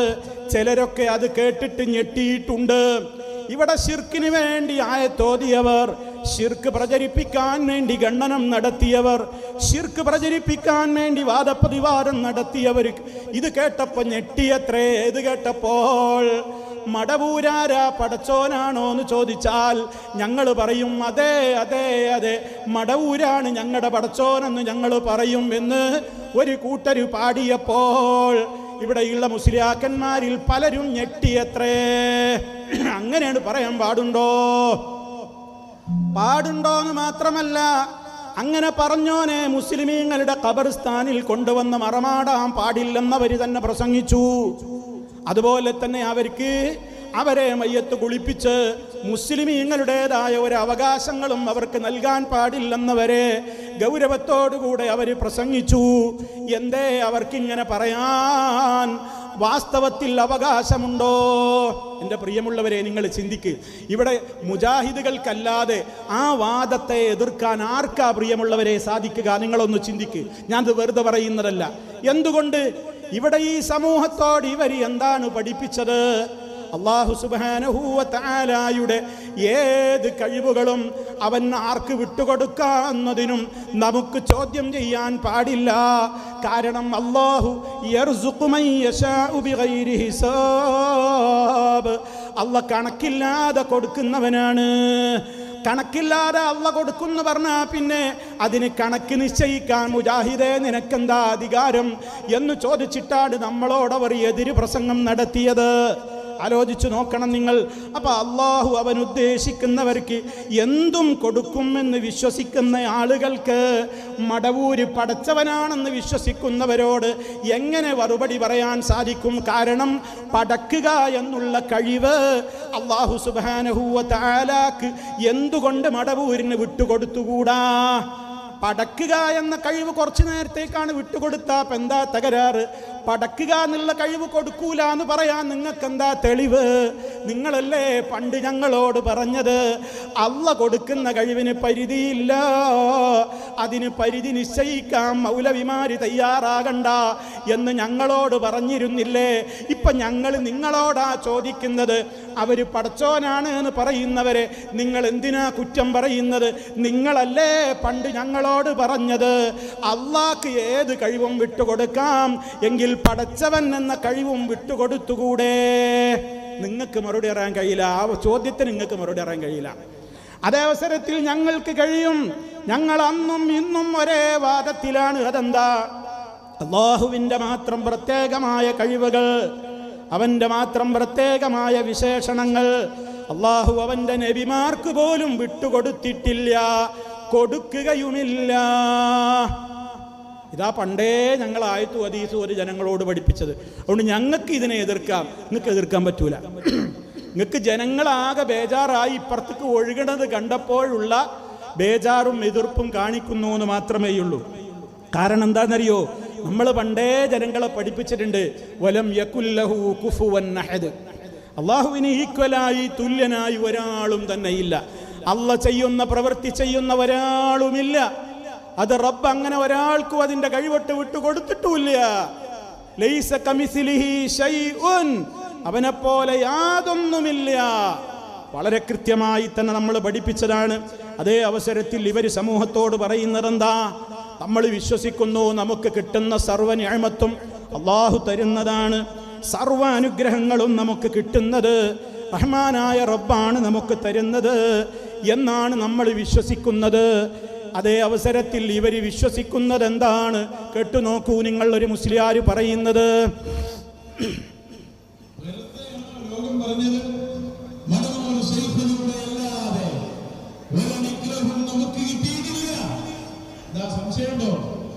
ഒരിക്കലുമില്ല. എന്തൊക്കെ ബുദ്ധിമുട്ടുകൾ നമ്മളിൽ നിന്ന് ഒഴിവായിട്ടുണ്ടോ, ഏതെല്ലാം നിഅമത്തുകൾ നമുക്ക് കിട്ടിയിട്ടുണ്ടോ, അത് മടവൂർ ശൈഖുനിയിലൂടെ അല്ലാതെ അക്കാലത്തുള്ള ഒരാൾക്കും കിട്ടിയിട്ടില്ല. ഇന്നാലില്ലാഹ്. നിങ്ങളൊന്ന് ആലോചിച്ച് നോക്ക് സഹോദരങ്ങളെ, എന്താ സംശയം നാം പ്രയോഗിക്കണത്? ഏതെങ്കിലും ഒരു നിഅമത്ത് മടവൂരിലൂടെ അല്ലാതെ നമുക്ക് കിട്ടിയിട്ടുണ്ടോ? അന്നും കിട്ടിയിട്ടില്ല, ഇനിയും കിട്ടുകയില്ല എന്നാണ് ഈ മുസ്ലിയാർ പറയുന്നത്. അല്ലാഹു സുബ്ഹാനഹു വ തആല പറയുന്നതോ വമാ ബികും മിൻ നിഅമത്തിൻ ഫമിനല്ലാഹ്. നിങ്ങൾക്ക് ഏതൊരു നിഅമത്തുകൾ കിട്ടിയിട്ടുണ്ടോ ഫമിനല്ലാഹ്, അത് അല്ലാഹുവിങ്കൽ നിന്ന് മാത്രമാണ്. ആരാ ഇവിടെ ഖുർആനിന്റെ എതിരാളികൾ? പ്രിയമുള്ളവരെ, നിങ്ങൾ ചിന്തിക്ക്. നമ്മുടെ ഖബറിലെ രക്ഷയ്ക്ക് വേണ്ടിയാണ് ഈ ഓർമ്മപ്പെടുത്തുന്നത്. ഇതൊന്നും പറഞ്ഞു തന്നില്ല, ഇതൊന്നും ഞങ്ങളോട് ഉത്ബുദ്ധരാക്കിയില്ല എന്ന് പരലോക കോടതിയിൽ നിങ്ങൾ പറയാതിരിക്കാനാണ് റബ്ബുൽ ആലമീൻ ഇത് പറയിപ്പിക്കുന്നതെന്ന് നിങ്ങൾ മനസ്സിലാക്കണം. ഇനി തീർന്നോ? റഹ്മാനായ റബ്ബദാ അവൻ്റെ ഉന്നതമായ അധികാരം അതേ ലോകത്ത് എല്ലാത്തിലും അവനാണ് നിയന്ത്രിച്ചു കൊണ്ടിരിക്കുന്നത്. റഹ്മാനായ റബ്ബിൻ്റെ അർശ് ഈ ലോകത്തുള്ള എല്ലാ വസ്തുക്കളെക്കാളും ഉന്നതമായ വലിപ്പമുള്ളതാണ്, ഭാരമുള്ളതാണ്. അതേ അവസരത്തിൽ കോഴിക്കോട്ടുകാരനായ ഒരു മാനസിക രോഗിയായി ജീവിച്ച ഒരു പാവപ്പെട്ട മനുഷ്യൻ, ആ മനുഷ്യന്റെ പേരിൽ ഇവരെന്തൊക്കെ ഇല്ലാ വർണ്ണനകളാണ് നടത്തിയത്. അള്ളാന്റെ അർശ് പോലും മടവൂരിന്റെ കയ്യിലാണത്രേ. നിങ്ങളൊന്ന് ആലോചിച്ചു നോക്കൂ, ഇതെന്താ പ്ലാസ്റ്റിക്കിന്റെ കസേരയാണോ? അത് മടവൂരിങ്ങനെ കയ്യിൽ പിടിച്ച് ഞെക്കാനും തിരിക്കാനും ഒക്കെ. നോക്കൂ, പടച്ചവനെ പേടിയില്ലാതെ. ഉമ്മമാരെ നിങ്ങൾ ശ്രദ്ധിക്കണം, ഉപ്പമാരെ, ഇതൊരു ഗ്രൂപ്പ് തർക്കം പറയുന്നതല്ല.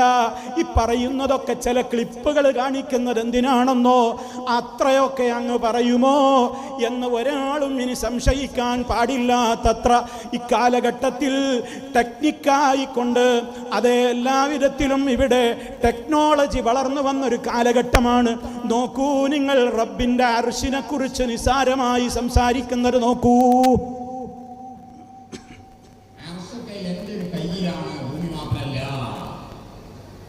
ഇതിന്റെ എല്ലാം ഷോർട്ട് വാക്കാണ് മഹാനായ ഖുതുബുൽ ആലം ശൈഖുനാ മടവൂർ. ശൈഖുന പറഞ്ഞാൽ മുദബ്ബിറുൽ ആലം, ലോകത്തിന്റെ നിയന്ത്രണം എന്റെ കയ്യിലുണ്ട്, അർശിന്റെ കയ്യിലുണ്ട്, ഭൂമിയുടെ കയ്യിലുണ്ട്, ഒക്കെയുണ്ട്. ഇതായിരുന്നു മുജാഹിദുകൾക്ക് വല്ലാതെ പ്രശ്നം. നമുക്ക് ഭയങ്കര പ്രശ്നമാണ്. മുജാഹിദീങ്ങൾക്ക് ഇത് വലിയ പ്രശ്നമാണ്. നിങ്ങൾക്ക് പ്രശ്നമല്ല. കാരണം എന്താ? നിങ്ങൾക്ക് ഇതിനെ സംബന്ധിച്ച് പണ്ടേ വിശ്വാസമില്ല. ഞങ്ങൾക്ക് അർശ് എന്ന് പറഞ്ഞാൽ ബഹുമാനമാണ്.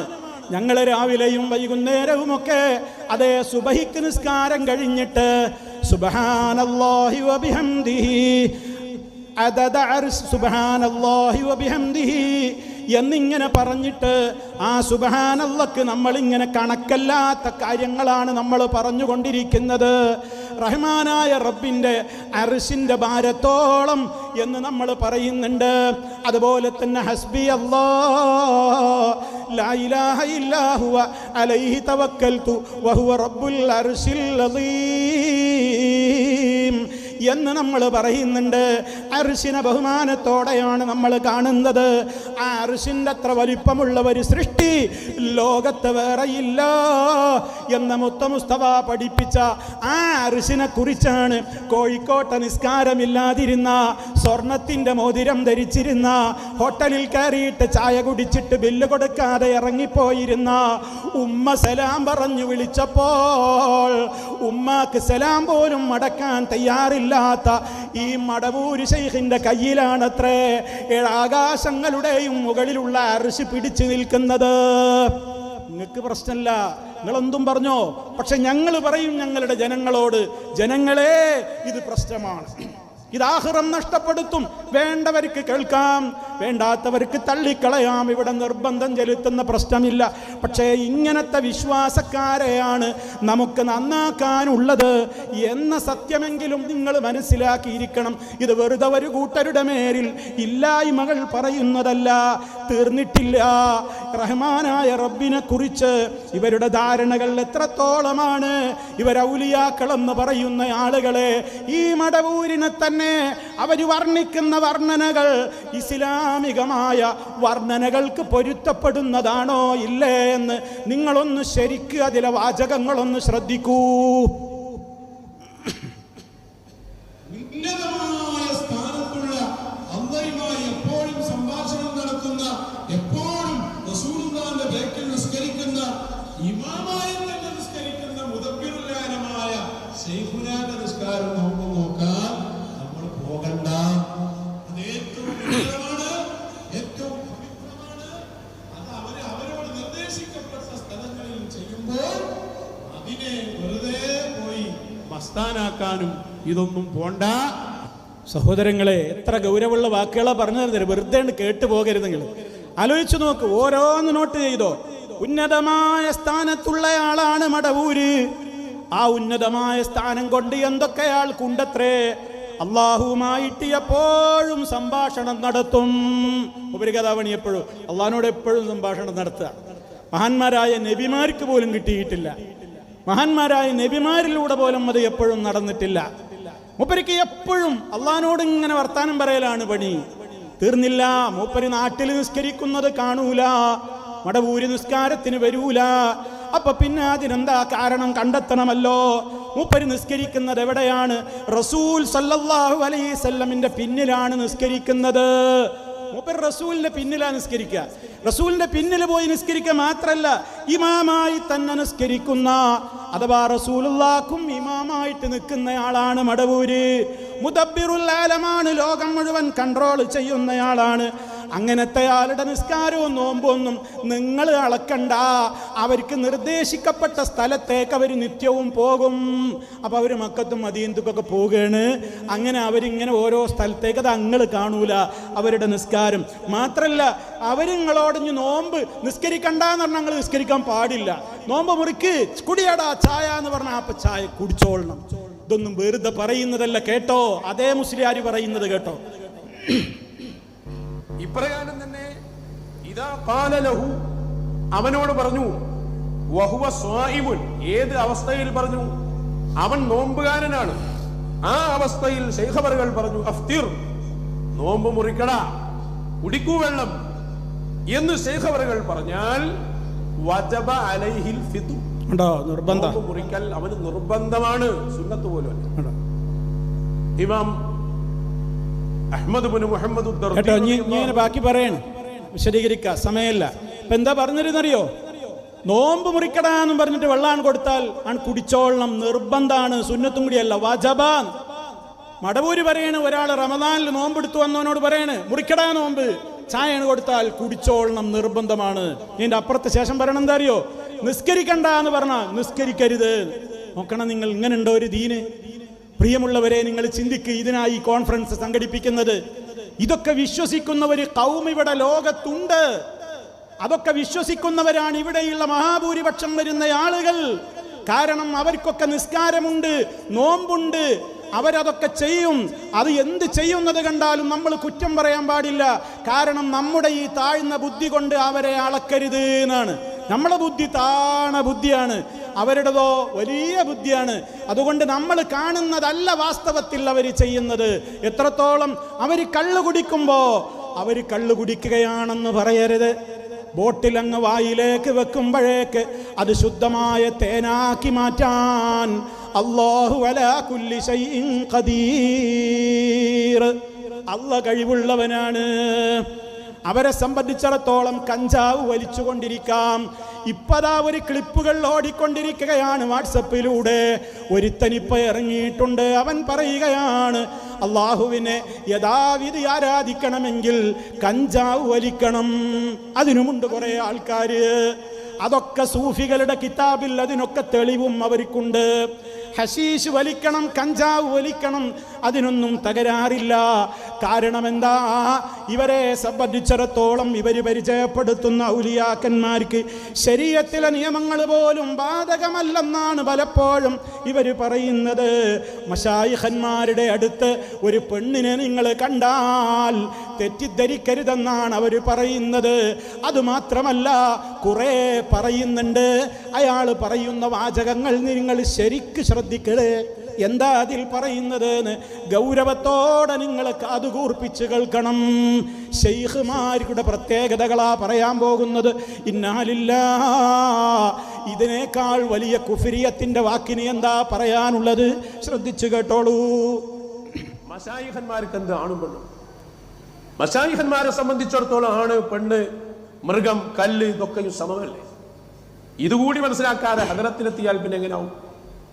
മഹാനരായ ഇമാം ഷഹറാനി റളിയല്ലാഹു അൻഹു പറയുന്നുണ്ട്, ഞാൻ ഈ വഴിയിലേക്ക് കടന്നു വന്ന ആദ്യം എനിക്ക് അനുഭവപ്പെട്ടത് സ്വർണവും കല്ലും എൻ്റെ അടുത്ത് ഒരുപോലെയാണ്, രണ്ടും ഒരു വ്യത്യാസമില്ല. ആണും പെണ്ണും ഇതൊക്കെയും കുല്ലും സവാ. ഇവർക്ക് അതാണ് മഹാനരായ മടവൂർ ശൈഖുനയുടെ മൗലിദിൽ നമ്മൾ പറയാറില്ലേ, ലാ ഫർഖ ഇൻദ ഹദറത്തിഹി ബൈന റിജാലി വൻ നിസാ. അവിടെ എത്തിയാൽ പിന്നെ ആണ് പെണ്ണ് എന്ന തരം തിരിക്കലൊന്നുമില്ല. അവിടെ എല്ലാവർക്കും വരാം. ശൈഖ് അവറുകൾക്ക് ഇഷ്ടമുള്ളവരെ അടുത്തിരുത്തും. അതാണാകാം, പെണ്ണാകാം, അവർക്ക് ഇഷ്ടമുള്ളവരെ ഖിദ്മത്തിലാക്കും. അതൊക്കെ അവരുടെ അധികാരത്തിൽപ്പെട്ടതാണ്. അവരെന്തുമാക്കും? അവരെ ശരീരത്തെ തന്നെ എന്തുമാക്കും? ആണിനെ പെണ്ണാക്കാനും പെണ്ണിനെ ആണാക്കാനും കഴിയുന്നവരല്ലേ അവർ. എന്തിന്? ആകാശം വേണമെങ്കിൽ ഭൂമിയാക്കാനും ഭൂമി ആകാശമാക്കാനും അധികാരമുള്ളവരാണ് അവർ. നമ്മളെ ഈ താഴ്ന്ന ചിന്തയിൽ അവരെ കാണാൻ പറ്റും. അവരെ സംബന്ധിച്ചിടത്തോളം നീയും നിന്റെ ഭാര്യയും മക്കളും ഒക്കെയും അവർക്ക് സമമാണ്. അവരെ കൂടെ ഇപ്പൊ റൂമിൽ ഒരു പെണ്ണ് വന്നാൽ, ഒരു പൂച്ച വന്നാൽ എങ്ങനെ ഉണ്ടാവും? അതേപോലെ കണ്ടാൽ മതി. അതിന് കുഴപ്പമുണ്ടോ? എന്താ ഇപ്പൊ പറഞ്ഞത് കേട്ടപ്പോ നിങ്ങള്?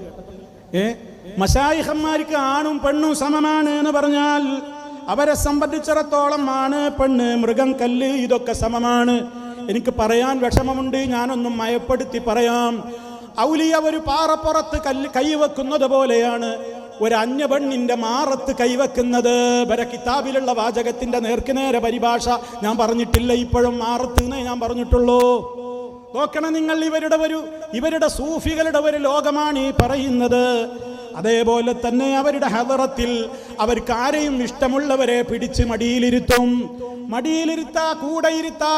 അവരിപ്പോ ഒരു അന്യപെണ്ണിനെ മടിയിലിരുത്തി ഇങ്ങനെ തലോടുന്നത് കണ്ട നമ്മൾ മടിയിലിരുത്തിയിട്ടൊരു പൂച്ചക്കുട്ടിനെ തലോടുന്നതിന് കുഴപ്പമുണ്ടോ? അതിലപ്പുറം ഒന്നുമില്ല. അവർക്കെല്ലാം സമമാണ്. അവർക്കെന്ത് പെണ്ണ്? അവരുടെ ശരീരത്തെ തന്നെ അവർക്ക് പെട്ടെന്ന് എന്തൊക്കെ മാറ്റാൻ പറ്റും. ആണിനെ പെണ്ണാക്കാൻ പറ്റും, പെണ്ണിനെ ആണാക്കാൻ പറ്റും, ആകാശത്തെ ഭൂമിയാക്കാൻ പറ്റും, ഭൂമിയെ ആകാശമാക്കാൻ പറ്റും. ഇതൊന്നും പ്രാന്ത് വിളിച്ചു പറയുന്നതൊന്നുമല്ല. ഇതിനൊക്കെ കിതാബിൽ രേഖയുണ്ട്. ഞങ്ങളുടെ ഹോജമാരി എഴുതിയ കിതാബിന്റെ അടിസ്ഥാനത്തിലാണ് എന്ന് പറഞ്ഞുകൊണ്ടാണ് ഈ പുലമ്പിക്കൊണ്ടിരിക്കുന്നത്. എൻ്റെ പ്രിയമുള്ളവരെ, നിങ്ങൾക്ക് ഇത് ഉൾക്കൊള്ളാൻ കഴിയുന്നുണ്ടോ? ഇതിനാ ഞങ്ങൾ ഈ അധ്വാനിക്കുന്നത്. ഇത് നിങ്ങളോട് പറയാൻ ഞങ്ങളല്ലാതെ ആരാ ഇവിടെ ഉള്ളത്? ഇത് നിങ്ങൾ കേൾക്കണം, ഇത് മനസ്സിലാക്കണം. എന്നിട്ടും നിങ്ങൾക്ക് തോന്നുകയാണ് അത് തന്നെയാണ് ശരിയെന്നാണോ? നിങ്ങൾക്ക് പോകാം. ഞങ്ങളുടെ ബാധ്യത നിർവഹിക്കുകയാണ്. ഇതാരെയും കുറ്റപ്പെടുത്താനല്ല. ഈ സമുദായം ഇത്ര അബദ്ധത്തിലായല്ലോ. ഇത്രത്തോളം റഹ്മാനായ റബ്ബിന്റെ റുബൂബിയത്തിനെ പോലും ചോദ്യം ചെയ്യുന്ന, അവന്റെ വഹ്ദാനിയത്തിനെ നിഷേധിക്കുന്ന അപകടത്തിലേക്ക് ഈ സമുദായം എടുത്തു ചാടിയല്ലോ എന്ന സങ്കടമാണ് ഈ പങ്കുവെക്കുന്നത്. മഹാനായ നബി സല്ലല്ലാഹു അലൈഹി വസല്ലമിന്റെ കാലത്ത് പോലും വഫീനാ നബിയുൻ യഅലമു മാ ഫീ ഗദീ, നാളെ നടക്കാനിരിക്കുന്ന കാര്യങ്ങളൊക്കെ അറിയാവുന്ന ഒരു നബി ഞങ്ങളുടെ കൂട്ടത്തിലുണ്ട് എന്ന മുത്തുനബി കടന്നു വരുന്നത് കണ്ടപ്പോ ഒരു കല്യാണ സദസ്സിൽ വെച്ച് കൊച്ചു പെൺകുട്ടികൾ പാട്ടുപാടിയപ്പോൾ അള്ളാഹുവിൻ്റെ റസൂല മക്കളെ വിളിച്ചുകൊണ്ട്, മക്കളെ ഈ പാട്ട് ഇനി നിങ്ങൾ പാടിക്കൂടാ, കാരണം നാളെ നടക്കാനിരിക്കുന്ന കാര്യങ്ങൾ അറിയാവുന്നവൻ അള്ളാഹു മാത്രമാണ് എന്ന് തിരുത്തിക്കൊടുത്തുവെങ്കിൽ ആ മുത്തു മുസ്തഫായുടെ അനുയായികളാണെന്ന് പറഞ്ഞു നടക്കുന്ന ആളുകൾ അവരുടെ നേതാക്കന്മാർ, ഔലിയാക്കന്മാരെന്ന് പറയുന്നവരെ കുറിച്ച് എന്താണ് ഇനി പറയാൻ ബാക്കിയുള്ളത്? അവർക്കും ഇസ്ലാമുമായിട്ട് വല്ല ബന്ധമുണ്ടോ? അതാ സഹോദരങ്ങളെ പറയുന്നത്, ഇസ്ലാം വേറെ ഒരു മതമാണ്, ഇവരുടേത് വേറെ ഒരു മതമാണ്. നമ്മളൊക്കെ പണ്ടൊക്കെ പല പ്രസംഗങ്ങളും യൂട്യൂബുകളിൽ നിങ്ങൾക്ക് കാണാൻ സാധിക്കും. ഈ ഉള്ളവൻ തന്നെ വർഷങ്ങൾക്ക് മുമ്പ് ഒരു പരമ്പര പ്രസംഗം നടത്തിയിരുന്നു. അതിൻ്റെ ടൈറ്റിൽ എന്തായിരുന്നു? സൂഫി മതത്തിലെ ഔലിയാക്കന്മാർ. അപ്പൊ ചില ആളുകളൊക്കെ നിഷ്പക്ഷരെന്ന് പറയുന്ന ചിലരൊക്കെ ചോദിച്ചു, അങ്ങനെ ഒരു ഹെഡിങ് അങ്ങ് കൊടുക്കണോ? സൂഫി മതം എന്നൊക്കെ പറയണോ? അവരും ഇസ്ലാമിൻ്റെ അകത്ത് തന്നെയല്ലേ, പിഴവുണ്ട് എന്നല്ലേ ഉള്ളൂ, അങ്ങനെ വേറൊരു മതമാണെന്നൊക്കെ അവരെ കുറിച്ച് പറയണോ എന്നൊക്കെ സംശയിച്ചിരുന്ന സഹോദരന്മാരുണ്ട്. എന്നാൽ ഇപ്പോഴിതാ നമ്മുടെ കേരളത്തിൽ അവരുടെ സംഘടന തന്നെ വിളിച്ചു പറയുന്നു, ഞങ്ങൾക്ക് മതമില്ല, ഞങ്ങളുടെ മതം വേറെയാണ്. അതൊന്ന് കേട്ടോളൂ നിങ്ങൾ. ഒരു സൂഫിയാ പറയുന്നത്. പത്രസമ്മേളനം വിളിച്ചിട്ട് സൂഫി എന്ന് പറയേണ്ട, അവർ സൂപ്പി എന്ന് പറഞ്ഞോ. സൂപ്പി ബോർഡ് എന്ന് പറഞ്ഞിട്ടൊരു ബോർഡ് ഇപ്പോൾ രൂപീകരിച്ചിരിക്കുന്നു കേരളത്തിൽ. ശരിക്കും മനസ്സിലാക്കിക്കോ, എല്ലാ ജില്ലകളിലും അവർ കമ്മിറ്റി രൂപീകരിച്ചിരിക്കുന്നു. എന്തിന്? തനിച്ച ഷിയായിസം വിളമ്പാനും, തനിച്ച നിരീശ്വരത്വം പ്രചരിപ്പിക്കാനും, തനിച്ച കുഫിരിയത്ത് പ്രചരിപ്പിക്കാനും വേണ്ടി അവർ എല്ലാ ജില്ലകളിലും അതാ കമ്മിറ്റി ഫോം ചെയ്യുകയാണ്. അവരുടെ ഓഫീസ് ഉദ്ഘാടനം ചെയ്തിരിക്കുന്നു പാലക്കാട് അമ്പംകുന്നിലെ ബീരാന ഉലിയപ്പാപ്പാട് ദർഗന്റെ സമീപം. പറ്റിയ സ്ഥലത്താണ് പോയി കൂടിക്കണത്. കാരണം മൂപ്പര ദിക്റെന്താ? അന്തല്ലദീ അല്ലംതനാ ലാ കണ്ണ ഇല്ലല്ലാഹ്, അന്തല്ലദീ അല്ലംതനാ ലാ ബത്ന ഇല്ലല്ലാഹ്. മൂപ്പര ദിക്റെന്താന്നറിയോ? ലാ കണ്ണ ഇല്ലല്ലാഹ്, അല്ലാതെ ഒരു കണ്ണൂല, ലാ ഇലാഹ ഇല്ലല്ലാഹ്, ലാ മൂക്ക ഇല്ലല്ലാഹ്, ലാ നാക്ക ഇല്ലല്ലാഹ്, ലാ പള്ള ഇല്ലല്ലാഹ്, ലാ കയ്യ ഇല്ലല്ലാഹ്, ലാ കാല ഇല്ലല്ലാഹ്, ലാ തലവല വാല ഇല്ലല്ലാഹ്. ഇതൊക്കെ ഇളതിക്കറ. ഇത് വെറുതെ പറയണല്ല, അവരെ എഴുതിയ ബുക്കിലുണ്ട്, എനിക്ക് വായിക്കാൻ നേരല്ല. ഇതൊക്കെ നാദാപുരത്തുനിന്ന് കുറേ വായിച്ചതാണ്. മിണ്ടാൻ പറ്റിയിട്ടില്ല. കഴിയൂല. അതിൻ്റെ ഒന്നും അർത്ഥം നിങ്ങൾക്ക് തിരിയില്ലാന്നേ പറയാൻ പറ്റുള്ളൂ. നമുക്ക് തിരിയില്ല. ഒന്ന് ആലോചിച്ചു നോക്കൂ നിങ്ങൾ. അപ്പൊ ഈ സൂഫി ബോർഡിന്റെ സ്ഥാപകന്മാർ പറയണ ചെറിയ 2-3 വാചകങ്ങൾ. ഒന്നാൾ പറയണ എന്താ അറിയോ? എന്താ ഈ സൂഫിസം, നിങ്ങളെ സൂഫിസം എന്ന് പറഞ്ഞാൽ എന്താണെന്ന് പത്രക്കാർ ചോദിക്കുകയാണ്. അതിനുള്ള മറുപടി ഒന്ന് കേട്ടോളി. സ്നേഹമാണ് സൂഫിസം. മതം വെടിയുക, മനുഷ്യനെ സ്നേഹിക്കുക. അതാ സ്നേഹമാണ് സൂഫിസം. മതം വെടിയുക, മനുഷ്യനെ സ്നേഹിക്കുക. പോയില്ലേ? പാച്ച കുഫർ പറഞ്ഞില്ലേ?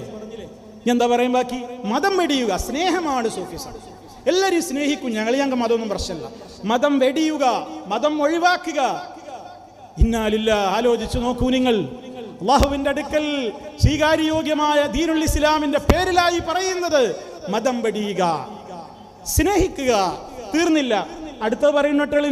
അടുത്ത വ്യക്തി പറയാണ്, അപ്പൊ മുഹമ്മദ് നബി ഇവിടെ ഇസ്ലാം ദീനല്ലേ പഠിപ്പിച്ചത്? നമുക്ക് അതിനെക്കുറിച്ച് എന്താ പറയാനുള്ളത് എന്നാണ് പത്രക്കാരുടെ അടുത്ത ചോദ്യം. അതിന് മറ്റൊരു വിദ്വാന്റെ മറുപടി കേട്ടോളൂ. ഒരിക്കലും ഇസ്ലാം മതം നബിതങ്ങൾ പ്രചരിപ്പിച്ചിട്ടില്ല. നബിതങ്ങൾ പ്രചരിപ്പിച്ചത് സ്നേഹമാണ്. കണ്ടോ? ആ സ്നേഹത്തെയാണ് പിൽക്കാലത്ത് മതവൽക്കരണം നടത്തിയതും. കണ്ടോ? ആരൊക്കെ അപ്പുറത്തൊക്കെ ഇരിക്കണം നോക്കണം. പച്ച വലിയ കെട്ടിട്ട് വലിയ തലീക്കെട്ടൊക്കെ കെട്ടിയിട്ടുള്ള ഒരുപാട് ആൾക്കാർ അപ്പുറം ഇപ്പുറമൊക്കെ ഇരിക്കുകയാണ്. നിങ്ങളൊന്ന് ആലോചിച്ചു നോക്കി. കേരളത്തിന്റെ കാര്യമായി പറയുന്നത് എന്താ പറഞ്ഞത്? മുഹമ്മദ് നബി ഇസ്ലാം ഒന്നും പഠിപ്പിച്ചിട്ടില്ല. ഇന്നാലില്ല. ഇതിനേക്കാൾ എന്ത് കുഫർ വേണ്ടത്? തനിച്ച കുഫർ വിളിച്ചു പറയാ. മുഹമ്മദ് നബി ഇസ്ലാം ഒന്നും പഠിപ്പിച്ചിട്ടില്ല, അതൊന്നും പഠിപ്പിക്കാൻ വന്നതല്ല മുഹമ്മദ് നബി. അതൊക്കെ ജനങ്ങൾ വെറുതെ പറഞ്ഞുണ്ടാക്കുകയാണ്. മുഹമ്മദ് നബി ഇവിടെ സ്നേഹമാണ് പഠിപ്പിച്ചത്. ആ സ്നേഹത്തെ ഇവർ മതവൽക്കരിക്കുകയാണ് ചെയ്തിട്ടുള്ളത് എന്നാണ് ടിയാൻ പറഞ്ഞിട്ടുള്ളത്. ഇനി മാത്രമല്ല, അടുത്ത ചോദ്യം, നിങ്ങൾ ഡാൻസ് കളിക്കുന്നുണ്ടല്ലോ, നിങ്ങൾ അതേപോലെ തന്നെ ഹാർമോണിയം അതേപോലെയുള്ള പല പരിപാടികളും മ്യൂസിക്കൊക്കെ ഉപകരണങ്ങളൊക്കെ നിങ്ങൾ അടിക്കും ഒക്കെ ചെയ്യുന്നുണ്ടല്ലോ. അതെന്താ അങ്ങനെ? അതൊന്നും ഇസ്ലാമിലില്ലല്ലോ. നിങ്ങൾക്ക് എന്താ ഇതിനെക്കുറിച്ച് പറയുള്ളത്? അപ്പോൾ അവൻ്റെ മറുപടി കേട്ടോളൂ. സംഗീതം അനുവദനീയമാണ്. ചുരുക്കി പറഞ്ഞാൽ സൂഫിസത്തിൽ ഒന്നും അനുവദനീയമല്ലാത്തതില്ല. സൂഫിക്ക് എല്ലാം നിയന്ത്രണ വിധേയവുമാണ്. ഉണ്ടല്ലേ? സൂഫിസത്തിൽ അനുവദനീയമല്ലാത്ത ഒന്നുമില്ല, ഹലാലല്ലാത്ത ഒന്നും സൂഫിസത്തിലില്ല. ഹറാം എന്നുള്ള ഒരു ചാർട്ടേ സൂഫികൾക്കില്ല.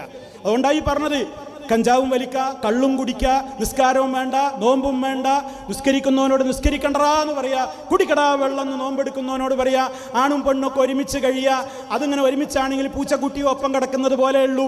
ഇങ്ങനെയൊക്കെ പറയാം. സൂഫിസത്തിൽ എന്തില്ല? അനുവദിക്കപ്പെടാത്തൊരു മേഖലയില്ല. സുബ്ഹാനല്ലാഹ്. നിങ്ങളൊന്ന് ആലോചിച്ച് നോക്കൂ. ഇതൊക്കെ ഇതിപ്പോൾ കഴിഞ്ഞ ആഴ്ച നടന്ന പത്രസമ്മേളനമാണ്. കേരളം കണ്ട ആദ്യ പത്രസമ്മേളനം ഇവരുടെ. ഒന്ന് ആലോചിച്ച് നോക്കണം. ഇത്രത്തോളം കുഫർ വിളിച്ചു പറയാൻ ധൈര്യം കാണിച്ച വിഭാഗം. ഇവരൊക്കെ തീറ്റിപ്പോറ്റുന്ന ആൾക്കാരൊക്കെ പിന്നിൽ കുറേ ഉണ്ട്. ചിലരൊക്കെ നല്ല വിള്ള ജമീനുണ്ട്. ഞങ്ങളൊന്നും അല്ല ഇതിൻ്റെ ആൾക്കാർ, ഞങ്ങളൊക്കെ ഇതിനെതിരാണ് എന്നൊക്കെ പറയുന്നുണ്ട്. അപ്പോഴൊക്കെ അപ്പുറത്തെ ഗ്രൂപ്പിലുള്ള ആൾക്കാർ പറയുന്നുണ്ട്, നിങ്ങൾ തന്നെയാണ് ഇതിനൊക്കെ വെള്ളവും വെച്ചു കൊടുക്കുന്നത്.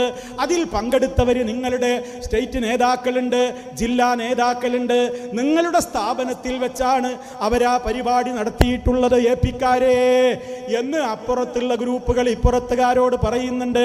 അതൊക്കെ നിങ്ങൾ നിങ്ങളുടെ വഴിക്ക് പറഞ്ഞോളൂ, ഞങ്ങളതിലൊന്നും തലയിടുന്നില്ല. പക്ഷേ ശുദ്ധ കുഫ്രിയത്താണ് നിങ്ങൾ പറയുന്നതെന്ന കാര്യത്തിൽ ഞങ്ങൾക്ക് യാതൊരു സംശയവുമില്ല. അതുകൊണ്ട് ജനങ്ങളെ, ഈ സൂഫി മാർഗം എന്ന് പറയുന്നത്, ഈ ത്വരീഖത്തുകൾ എന്ന് പറയുന്നത് പല പേരിൽ ഇവിടെ ഷിയായിസം നട്ടുവളർത്താൻ വന്നവരാണ്. അവരാണ് ഈ സമൂഹത്തിൽ എല്ലാവിധത്തിലുള്ള തോന്നിവാസങ്ങളും കൊണ്ടുവരുന്നത്. അവരൊക്കെ ദർഗകളും ജാറങ്ങളും കേന്ദ്രീകരിച്ചുകൊണ്ടാണ് അവരുടെ പ്രവർത്തനങ്ങളൊക്കെ നടത്തുന്നത്. സിയാറത്തിൻ്റെ പേരിലാണ് അവർ പലതും പറയുന്നതെങ്കിൽ ആലോചിച്ചു നോക്കൂ. ഇസ്ലാമിലെ സിയാറത്തും ഈ സൂഫികൾ പരിചയപ്പെടുത്തുന്ന ഈ വിഭാഗം ഇവിടെ പരിചയപ്പെടുത്തുന്ന സിയാറത്തും തമ്മിൽ എന്തു ബന്ധമാണുള്ളത്? മരണചിന്തയുണ്ടാകുവാനാണോ? പരലോക ചിന്തയുണ്ടാകുവാനാണോ ഈ തൊട്ടടുത്തുള്ള പാലോട്ട് പള്ളി മക്കാമിലേക്ക് ആളുകൾ പോകുന്നത്?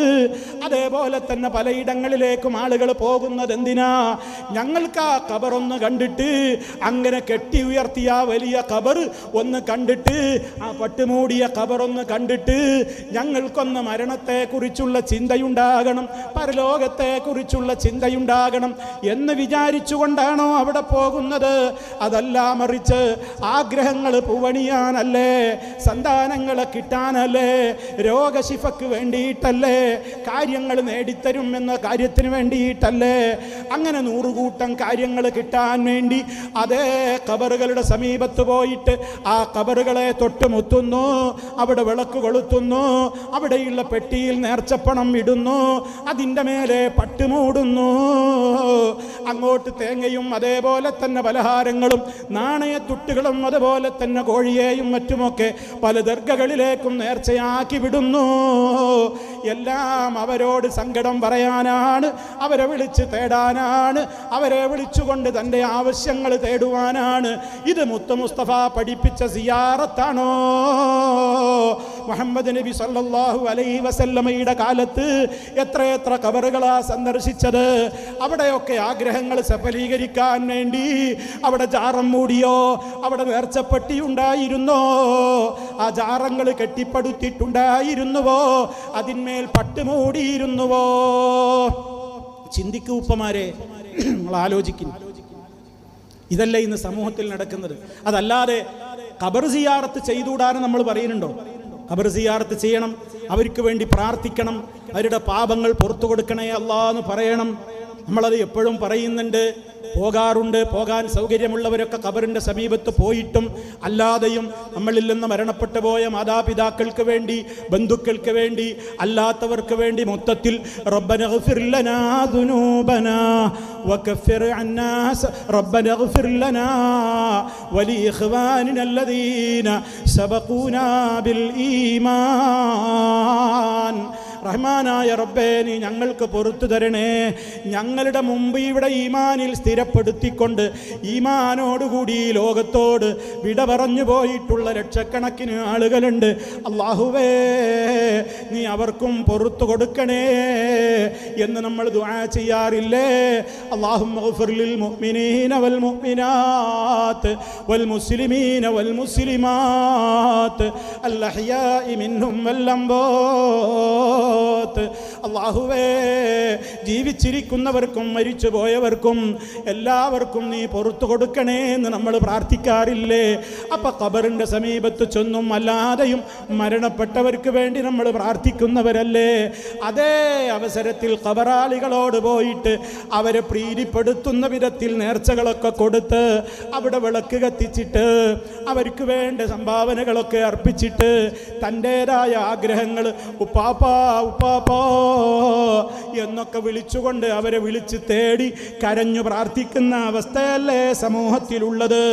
നിങ്ങൾ നോക്കൂ, മഹാനായ റബ്ബ് സുബ്ഹാനഹു വ തആല പരിശുദ്ധ കഅബാലയം നിർമ്മിച്ചത് എന്തിനു വേണ്ടിയാ? അവനെ മാത്രം വിളിച്ചു പ്രാർത്ഥിക്കാനുള്ള ലോകത്ത് സ്ഥാപിതമായ ഒന്നാമത്തെ ഭവനം. ആ ഭവനത്തിൻ്റെ തിരുമുറ്റത്ത് പോയി നിന്നുകൊണ്ട് പോലും മടവൂരേ എന്ന് വിളിച്ച് തേടാൻ പ്രോത്സാഹിപ്പിക്കുന്ന മുസ്ലിയാക്കളുണ്ട് എന്ന് പറയുമ്പോൾ നിങ്ങൾക്കൊരു പക്ഷേ അതൊക്കെ അതിശയോക്തിയാണെന്ന് തോന്നിയേക്കാം. എന്നാൽ കേട്ടോ, ഹജ്ജിന് പോയപ്പോൾ, മക്കത്ത് പോയപ്പോൾ ഒരു മുസ്ലിയാർക്ക് ഹജറുൽ അസ്വദിൻ്റെ അടുക്കലേക്ക് അടുക്കാൻ പറ്റാതെ ആവുകയാണത്രേ. അങ്ങോട്ട് അടുക്കാൻ പറ്റാത്തത്ര കഠിനമായ തിരക്കാണ് ഹജറുൽ അസ്വദിൻ്റെ സമീപത്ത്. ഈ പോയതൊരു മൗലിയരുമാണ്. അപ്പോൾ ഈ മൗലിയർക്ക് ഇങ്ങനെ മനസ്സിൽ തോന്നിയത്രേ, ഞാനെന്തിനാ ഇത്ര ഇടങ്ങേറാകുന്നത്, എവിടുന്നാ വിളിക്കുന്നതെന്ന് നോക്കണം. ഹജറുൽ അസ്വദുള്ള മൂലയുടെ ഭാഗത്ത് പരിശുദ്ധ കഅബാലയത്തിൻ്റെ തിരുമുറ്റത്ത് നിന്നുകൊണ്ട് ഈ മുസ്ലിയാർ അപ്പോൾ ഓർത്തുവത്രേ, എന്താ എനിക്കെൻ്റെ മടവൂരിനെ ഒന്ന് വിളിച്ചാൽ എന്നും പറഞ്ഞ് മടവൂരേ എന്ന ഒരൊറ്റ വിളി അങ്ങ് വിളിച്ചപ്പോ എന്താ ഉണ്ടായതെന്ന് ബാക്കി മുസ്ലിയാർ പറഞ്ഞു തരും. അപ്പം മൂസ മുസ്ലിയാർ പറയാണ്, ഷെയ്ഖുന എന്ന് വിളിച്ചു നോക്കാം. ഷെയ്ഖുന എന്ന് വിളിച്ചു നോക്കാം. എവിടുന്നാന്ന് ആലോചിച്ച് നോക്കണം. മൂസ മുസ്ലിയാർ ഷെയ്ഖുനാന്റെ പേരിൽ 11 ഫാത്തിഹ ഓതി. എൻ്റെ ഓർമ്മ ശരിയാണെങ്കിൽ മൂസ മുസ്ലിയാർ 11 ഫാത്തിഹ ഓതി. ഷെയ്ഖേ, എൻ്റെ അവസ്ഥ ആൾക്ക് അറിയാലോ, എനിക്ക് അവിടെ പോയാൽ മുത്താനേതാൾ കഴിയില്ല. എനിക്കിൻ്റെ അവസാനത്തെ വരുത്താത്. ഇനി ഞാൻ അറമിലെത്തുമെന്ന് എനിക്ക് തോന്നുന്നില്ല. എനിക്കതൊന്ന് തൊട്ടുമൊത്താനെങ്കിലും, ചുംബിക്കാനൊന്നും കയ്യും തോന്നുന്നില്ല, ഒന്ന് തൊട്ടുമൊത്താനെങ്കിലും ആഗ്രഹം ഉണ്ടായിരുന്നു. ഷെയ്ഖിനൊക്കെ വഴിയാക്കാൻ കഴിയുമല്ലോ എന്ന നിൽക്കൊരൊറ്റ വിളി 11 ഫാത്തിഹ ഓതിയിട്ട് പെട്ടെന്ന് ഏതോ ഒരാള് ഈ ഹജറുൽ അസ്വദിന്റെ അടുക്കൽ നിയന്ത്രിച്ചുകൊണ്ടിരിക്കുന്ന പോലീസുകാരുമായി ബന്ധപ്പെട്ട്, ഇത് കേരളത്തിൽ നിന്ന് വന്ന ഒരു പണ്ഡിതനാണ്, അവർക്ക് ഹജറുൽ അസ്വദ് മൊത്തം സൗകര്യം ചെയ്യണം. പെട്ടെന്നൊരാൾ എന്നാണ് ഇത് ചെയ്യുവനെന്നാ അത് തസവൂറാവില്ല, അത്ര അത് വേറെ കാര്യം. പെട്ടെന്നൊരാൾ എന്നാണ് ഇത് ചെയ്യുവനെന്നാ അത് തസവൂറാവില്ല, അത്ര അത് വേറെ കാര്യം. പോലീസുകാരനുമായി ഇടപെട്ട് അങ്ങനെ ഈ പോലീസുകാരന് പെട്ടെന്ന് കേരളത്തിൽ നിന്ന് വന്ന ഈ പണ്ഡിതനെ അങ്ങോട്ട് വിളിപ്പിച്ചു. ഏകദേശം എൻ്റെ ഓർമ്മ ശരിയാണെങ്കിൽ, അവർ പറഞ്ഞത് ശരി, എൻ്റെ ഓർമ്മ ശരിയാണെങ്കിൽ 10 മിനിറ്റോളം സമയം ഹജറുൽ അസ്വദിന്റെ മോളിൽ ഇങ്ങനെ മുഖം കുത്തി നിന്നുമ്പോ ചുംബിച്ചു കൊണ്ട് നിന്നു. ഇത് മൂസ മുസ്ലിയാർ പറഞ്ഞ ഇതത്ര ആകോ എന്നൊരു ചിലപ്പോൾ നമുക്ക് തോന്നി പോന്ന ഇതിന്റെ അപ്പുറാവും. അപ്പൊ എവിടെ വെച്ച് വിളിച്ചാലും നമുക്ക് മറുപടി തരാൻ മാത്രമുള്ള അപാരമായ പവറാണ് ഷെയ്ഖുന നേടിയെടുത്തത്. കണ്ടോ, എവിടെ വെച്ച് വിളിച്ചാലും നമുക്ക് ഉത്തരം ചെയ്യാൻ കഴിവുള്ള അപാരമായ പവറാണ് ഷെയ്ഖിനാക്ക് അല്ലാഹ് കൊടുത്തത്. എവിടുന്നായി വിളിക്കണേ? ഹജറുൽ അസ്വദിന്റെ തൊട്ട് ചാരത്ത് നിന്ന്. മടവൂരേ നാൾ വിളിച്ചപ്പോ ഒരാളാണ് പ്രത്യക്ഷപ്പെട്ടത് മടവൂരന്നെ. മുപ്പരാണ് വന്നിട്ട് പറയുന്നത്, ഞങ്ങളെ നാട്ടിൽ നിന്ന് വന്ന പണ്ഡിതനാണ്, മുത്താൻ സൗകര്യം ചെയ്ത് കൊടുക്കണം.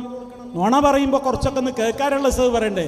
10 മിനിറ്റ് മൂപ്പർ അവിടുന്ന് മുഖെടുത്തിലാണ്. അത് അവിടെ തിരക്കല് ഹജറുൽ അസ്വദിന്റെ അവിടെ 10 മിനിറ്റ് പോയിട്ട് 10 സെക്കൻഡ് അവിടെ ചുംബിക്കാൻ അനുവദിക്കുമോ? 10 മിനിറ്റ് മൂപ്പരുടെ മുഖവും തൊള്ളൊക്കെ കൂടി അതിൻ്റെ ഉള്ളിൽ വെച്ചു എന്ന് ഒന്ന് ആലോചിച്ച് നോക്കി നിങ്ങൾ. അപ്പൊ ഇതിൻ്റെയൊക്കെ അപകടം എത്രയാണ് സഹോദരന്മാരെ. എവിടുന്ന് വിളിച്ചാലും ഉത്തരം കൊടുക്കുന്നയാളാണ് മടവൂർ. ഈ വിധത്തിലുള്ള ശിർക്കൻ പ്രചരണങ്ങൾ, ഈ വിധത്തിലുള്ള കുഫ്റൻ പ്രചരണങ്ങൾ ഈ സമൂഹത്തോട് ഇവർ പറയുമ്പോ ഇവർക്ക് നബിമാരോടെന്ത് കൂറാവുള്ളത്, ഖുർആനിനോടെന്ത് ബഹുമാനമാണുള്ളത്? മഹാന്മാരായ പ്രവാചകന്മാർ മുഴുവനും തേടിയതാരോടാണ്? അല്ലാഹുവേ റബ്ബേ എന്ന് വിളിച്ചുകൊണ്ടാണ്. പരിശുദ്ധ ഖുർആനിലെ എത്രയോ ആയത്തുകളിൽ ഓരോ നബിമാരുടെ പ്രാർത്ഥനകൾ നമുക്ക് വിശദീകരിക്കാൻ നിന്നാൽ അതിന് തന്നെ എത്ര സമയം വേണ്ടിവരും? നമ്മുടെ നിത്യജീവിതത്തിൽ നമ്മൾ രാവിലെ എഴുന്നേറ്റ് ഉറങ്ങാൻ കിടക്കുന്നത് വരെ എത്ര ദിക്റുകളും ദുആകളും നമുക്ക് ചൊല്ലാനുണ്ട്. റബ്ബല്ലാത്തവരോട് നമുക്കതിൽ തേടാനുള്ള ഒരു തേട്ടമെങ്കിലും നമുക്ക് കാണാൻ പറ്റുന്നുണ്ടോ? ഒരിക്കലുമില്ല സഹോദരന്മാരെ. മാത്രമല്ല ഇവർ പറയുന്നത് എന്താണ്? നമുക്ക് അള്ളാനോട് നേരിട്ട് തേടാൻ ഒരു അർഹതയുമില്ല. എത്ര അപകടമുള്ള വാക്കാണ്. ഏയ്, നിങ്ങൾ ശരിക്കൊന്ന് ചിന്തിക്കുന്നു. നമുക്ക് അള്ളാനോട് തേടാൻ അർഹതയേ ഇല്ല. അള്ളാനോട് നേരിട്ട് തേടാൻ അർഹത ആർക്ക് മാത്രമേ ഉള്ളൂ? മുത്തുനബിക്ക് മാത്രമേ ഉള്ളൂ. അപ്പൊ നമ്മൾ പിന്നെ എന്ത് ചെയ്യണം? നമ്മൾ മുത്തുനബിയോടാണ് തേടേണ്ടത്. നോക്കൂ നിങ്ങൾ, അവരെഴുതി വെച്ചതാണ്. എന്താ പറഞ്ഞത്? അവർ കൃത്യമായി എഴുതി വെച്ചത് നിങ്ങൾക്ക് സ്ക്രീനിൽ വായിക്കാൻ സാധിക്കും. നമുക്ക് തിരുനബിയോടല്ലാതെ ചോദിക്കാൻ അർഹതയില്ല. അവരെഴുതിയ വാചകാണ്. നമുക്ക് തിരുനബിയോടല്ലാതെ ചോദിക്കാൻ അർഹതയില്ല. അള്ളാഹുവിനോട് ചോദിക്കാൻ റസൂലുള്ളാഹി സ്വല്ലല്ലാഹു അലൈഹി വസല്ലമക്ക് മാത്രമേ അധികാരമുള്ളൂ. അള്ളാഹിനോട് ചോദിക്കാൻ റസൂൽ സല്ലല്ലാഹു അലൈഹി വസല്ലമക്ക് മാത്രമേ അധികാരമുള്ളൂ. തീർന്നില്ല. നിങ്ങളൊന്ന് ആലോചിച്ചു നോക്കൂ. മഹാന്മാരായ പ്രവാചകന്മാര് മുഴുവനും തേടിയത് റബ്ബിനോട്. ആ റബ്ബിന്റെ റസൂല് നമ്മളോട് നിസ്കാരത്തിന്റെ അകത്ത് എത്ര പ്രാർത്ഥനയാ ചൊല്ലാൻ പറഞ്ഞത്? നിസ്കാരത്തിന്റെ പുറത്ത് എത്ര പ്രാർത്ഥനകളാണ് പഠിപ്പിച്ചു തന്നത്? ധാരാളക്കണക്കിന് പ്രാർത്ഥനകൾ പഠിപ്പിച്ചു തന്നതിൻ്റെ കൂട്ടത്തിൽ അള്ളാഹുവിനോടല്ലാത്ത ഒരു പ്രാർത്ഥന അതിലെവിടെയെങ്കിലും ഉണ്ടോ? അപ്പൊ ഇത് നബിക്കറിയൂലേ? നമുക്ക് അള്ളാനോട് തേടാൻ അർഹതയില്ലെങ്കിൽ പിന്നെ എന്തിനാണ് മുത്തുനബി നമ്മളോട് അള്ളാനോട് തേടുന്ന തേട്ടങ്ങൾ പഠിപ്പിച്ചു തന്നത്? നബിയോട് തേടുന്ന തേട്ടങ്ങളല്ലേ പഠിപ്പിച്ചു കൊടുക്കേണ്ടിയിരുന്നത്? ഇതൊക്കെ ഏത് കുട്ടിക്കും മനസ്സിലാക്കാവുന്ന യാഥാർത്ഥ്യങ്ങളല്ലേ? ഇവർ എഴുതുന്നതും വമ്പിച്ച കളവ്, പറയുന്നതും വമ്പിച്ച കളവ്. എഴുതിയതിന്റെ സാമ്പിളല്ലേ ഇപ്പൊ നിങ്ങൾ ഈ കണ്ടത്. ഇനിയും തീർന്നില്ല. നമ്മൾ അള്ളാന്റെ റസൂലിനെ വിളിച്ചിട്ട് പറയാഞ്ഞാൽ നമ്മുടെ പാപം പൊറുക്കൂല, നമുക്കല്ല ഒരു കാര്യവും നേടിത്തരൂല, അല്ല നമുക്ക് ഉത്തരം ചെയ്യൂല, അല്ല നമ്മളോട് അടുക്കുക പോലുമില്ല. പിന്നെ അല്ല നമ്മളോട് അടുക്കണമെങ്കിൽ എന്ത് വേണം? അള്ളാനോട് നേരിട്ട് പറയാതെ നബിയെ വിളിച്ചുകൊണ്ട് പറയണം. അതാണ് മൗലിദില്, അതാണ് മൗലിദിലൂടെ ചൊല്ലിപ്പിക്കുന്നത്. ഇർതകബ്തു അലൽ ഖതാ ഗൈറ ഹസ്രിൻ വഅദദ ലക അഷ്കൂ ഫീഹി യാ സയ്യിദി ഖൈറൻ നബി. ഒരുപാട് പാപങ്ങൾ ഞാൻ ചെയ്തു പോയി നബിയേ, അങ്ങയോട് ഞാൻ ആവലാതിപ്പെടുകയാണ് നബിയേ, എൻ്റെ പാപങ്ങൾ പൊറുത്തു തരേണമേ എന്ന് നബിയെ വിളിച്ചു പറയാതെ അല്ലാഹുമ്മ ഗ്ഫിർലി, അല്ലാഹുവേ നീ എന്നോട് പൊറുക്കണേ എന്ന് പറഞ്ഞാൽ അത്തരക്കാരുടെ പാപം പൊറുക്കൂല. ഇങ്ങനെ വരാൻ പറഞ്ഞു പൊയ്ക്കുകയാണെങ്കിൽ കുഴപ്പമില്ലായിരുന്നു. അതിന് ഖുർആൻ തെളിവും ഉദ്ധരിച്ചു. ശരിക്കും ശ്രദ്ധിക്കണം. ഇപ്പറഞ്ഞ വാദത്തിന് ഖുർആനിലെ ആയത്തും തെളിവുദ്ധരിച്ചു. അതും ഏതാ ആയത്ത് നോക്കണം. അള്ളാനോട് മാത്രമേ തേടാവൂന്ന് പഠിപ്പിക്കണ ആയത്താ. പരിശുദ്ധ ഖുർആനിൽ അല്ലാഹ് പറയുന്ന ഒരായത്തുണ്ട്, നിങ്ങൾക്കൊക്കെ അറിയാം.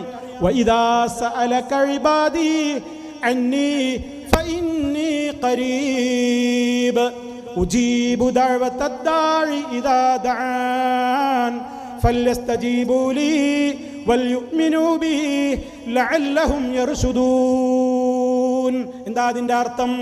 നബിയെ താങ്കളോട് ചോദിച്ചാൽ, അല്ലാഹ് പറയാണ്, എന്നെക്കുറിച്ച് അവർ നിന്നോട് ചോദിച്ചാൽ ഞാൻ അവരുടെ സമീപസ്ഥനാണ്, അവർക്ക് എന്നോട് എപ്പോഴും തേടാം, ഞാൻ അവർക്ക് ഉത്തരം കൊടുക്കും.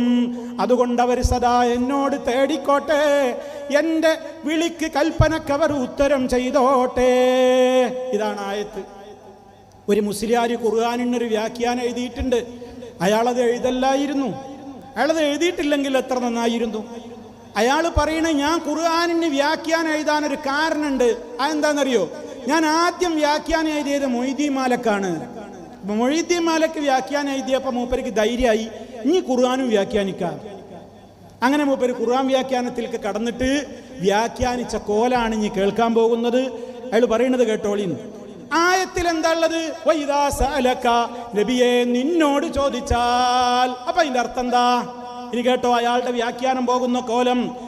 നിന്നോട് ചോദിച്ചാൽ എന്ന് പറഞ്ഞാൽ അതിന്റെ അർത്ഥം എൻ്റെ അടിമകൾ, അയാളുടെ ഖുർആൻ വ്യാഖ്യാനത്തിൽ നിന്നാണ് ഞാൻ വായിക്കുന്നത്, എൻ്റെ അടിമകൾ താങ്കളോട് ചോദിച്ചാൽ എന്ന പ്രയോഗത്തിൽ നിന്ന് തന്നെ മനസ്സിലാകുന്നത് അള്ളാഹുവിൻ്റെ യഥാർത്ഥ അടിമകൾ നബിയോട് ചോദിക്കും എന്നാണ്. അങ്ങനെ ചോദിക്കാത്തവർക്ക് അടുപ്പമോ ഉത്തരമോ ലഭിക്കുകയില്ലെന്ന് തന്നെ ഇതിൽ വ്യക്തമാകുന്നു. റബ്ബിൻ്റെ ആയത്ത് നേരെ അങ്ങോട്ട് എതിര് പറയണം. ഒന്ന് ആലോചിച്ച് നോക്കി സഹോദരങ്ങളെ. ഖുർആൻ്റെ ആയത്ത് കൊണ്ടാണ് ഈ രൂപത്തിലുള്ള ദുർവ്യാഖ്യാനം നടത്തുന്നത്. നിങ്ങൾ മനസ്സിലാക്കണം. ഖുർആനിൻ്റെ ആയത്തുകൾ കൊണ്ടാണ് ഈ കളിക്കുന്നത്. എന്താ അയാൾക്ക് പിടിവള്ളി? എന്താ ആയത്തിൻ്റെ തുടക്കത്തിൽ നിന്നോട് ചോദിക്കുക എന്നില്ല, അയ്മണ് കൂടി. അപ്പം ആദ്യം നിന്നോട് ചോദിക്കണം. അപ്പം നമ്മൾ പാപം ചെയ്താൽ എന്ത് ചെയ്യണം? യാ റസൂലല്ലാഹ് എൻ്റെ പാപം പൊറുക്കണേന്ന് ആദ്യം അങ്ങോട്ട് വിളിച്ചു പറഞ്ഞിട്ട് അള്ളാഹുവേ എൻ്റെ പാപം പൊറുക്കണേന്ന് പറയണം. അല്ലാതെ അള്ളാഹുവേ നീ എൻ്റെ പാപം പൊറുക്കണേന്ന് പറഞ്ഞാലോ അത് മുനാഫിക്കിൻ്റെ ദുആയാണ്. എത്ര ഗൗരവമാണ് നോക്കൂ നിങ്ങൾ. അങ്ങനെയാണെങ്കിൽ മഹാനായ അബൂബക്കർ സിദ്ദീഖ് റളിയല്ലാഹു അൻഹു അള്ളാഹുവിൻ്റെ റസൂലിൻ്റെ അടുക്കൽ ഒരിക്കൽ കയറി ചെന്നിട്ട് ചോദിക്കുകയാണ്, നബിയെ എനിക്കൊരു ദുആ പഠിപ്പിച്ചു തരൂ, നിസ്കാരത്തിലും അല്ലാത്തപ്പോഴൊക്കെ എനിക്ക് ആ ദുആ കൊണ്ട് ദുആ ചെയ്യാനാണ്. അപ്പം നബി തങ്ങൾ പഠിപ്പിച്ചു കൊടുക്കുന്നു. ഇങ്ങനെ പറഞ്ഞു, അബൂബക്കറേ, അല്ലാഹുമ്മ ഇന്നി ളലംതു നഫ്സി ളുൽമൻ കസീറാ, വലാ യഗ്ഫിറു ദുനൂബ ഇല്ലാ അൻത ഫഗ്ഫിർ ലീ മഗ്ഫിറതൻ മിൻ ഇൻദിക വർഹംനി ഇന്നക അൻതൽ ഗഫൂറുർ റഹീം. അബൂബക്കർ സിദ്ദീഖ് റളിയല്ലാഹു അൻഹുവിനോട് പഠിപ്പിച്ചു കൊടുത്ത ദുആയുടെ അർത്ഥം എന്താണ്? അല്ലാഹുവേ, ഞാൻ ധാരാളക്കണക്കിന് പാപങ്ങൾ ചെയ്തിരിക്കുന്നു, എൻ്റെ പാപങ്ങളെല്ലാം നീ പുറത്തു തരണമേ. നീ അല്ലാതെ പാപം പൊറുക്കുന്നവൻ വേറെയില്ല. നീയാണെല്ലാം പൊറുക്കുന്നവനും നീയാണ് ഏറെ കരുണ ചെയ്യുന്നവനും. ഈ ശബ്ദം ശ്രവിക്കുന്ന മുഴുവൻ ആളുകളോടും ഞാനൊരു വസിയത്തായി പറയാണ്, നിങ്ങളൊക്കെ നിസ്കാരം അവസാനിക്കുന്നതിൻ്റെ മുമ്പ് എപ്പോഴെങ്കിലുമായി ഈ ദുആ ചൊല്ലണം.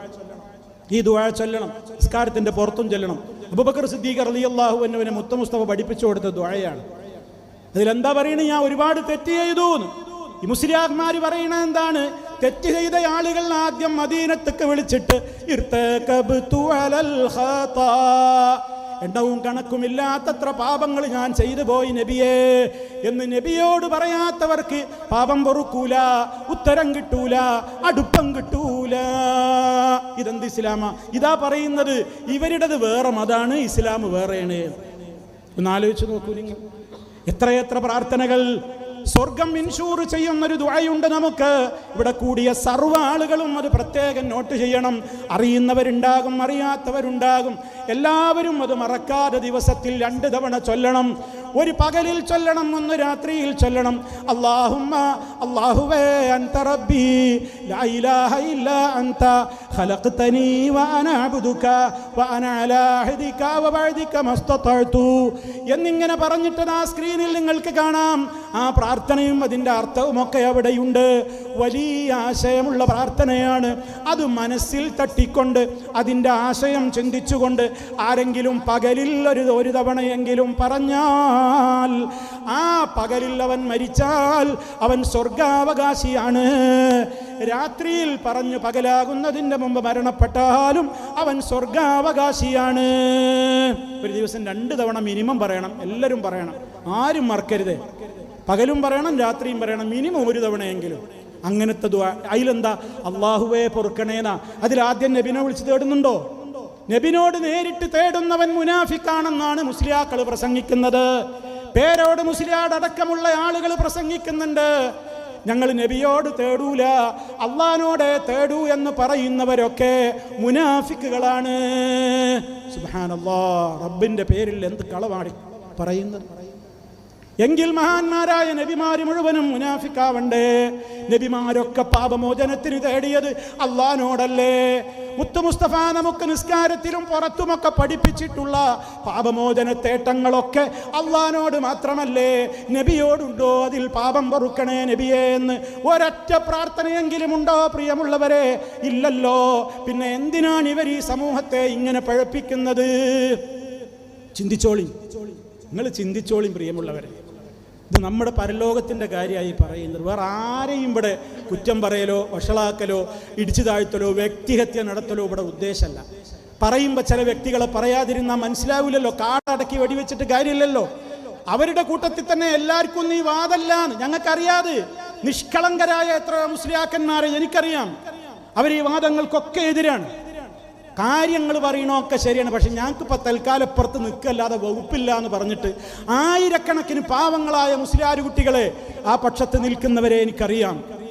അവരുടെ ഗതികേട് കൊണ്ട് നിൽക്കുകയാണ്. അവരും ഇവരെയും എങ്ങനെയാ നമ്മൾ ഒരേ തട്ടിൽ തൂക്കുക? അതുകൊണ്ടാ പറയുന്നത്.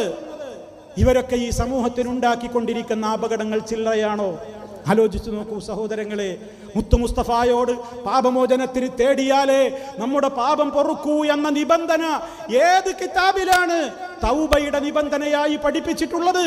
നമ്മളൊക്കെ ചെറുപ്പത്തിലേ പഠിച്ചതല്ലേ തൗബ സ്വീകരിക്കണമെങ്കിലുള്ള നിബന്ധന. അതിലെവിടെയെങ്കിലും നിങ്ങൾ പഠിച്ചോ ഉമ്മമാരെ ഉപ്പമാരെ? തൗബ സ്വീകരിക്കണമെങ്കിൽ ഒരു നിബന്ധന എന്താണ്? ആദ്യം നബിനോട് പാപം ഏറ്റു പറയണം എന്ന് നിങ്ങൾ എവിടെയെങ്കിലും പഠിച്ചോ? ഏതെങ്കിലും കിതാബിൽ അങ്ങനെ പ്രമാണബദ്ധമായി എഴുതിയത് കണ്ടോ? കാണാൻ സാധിക്കില്ല.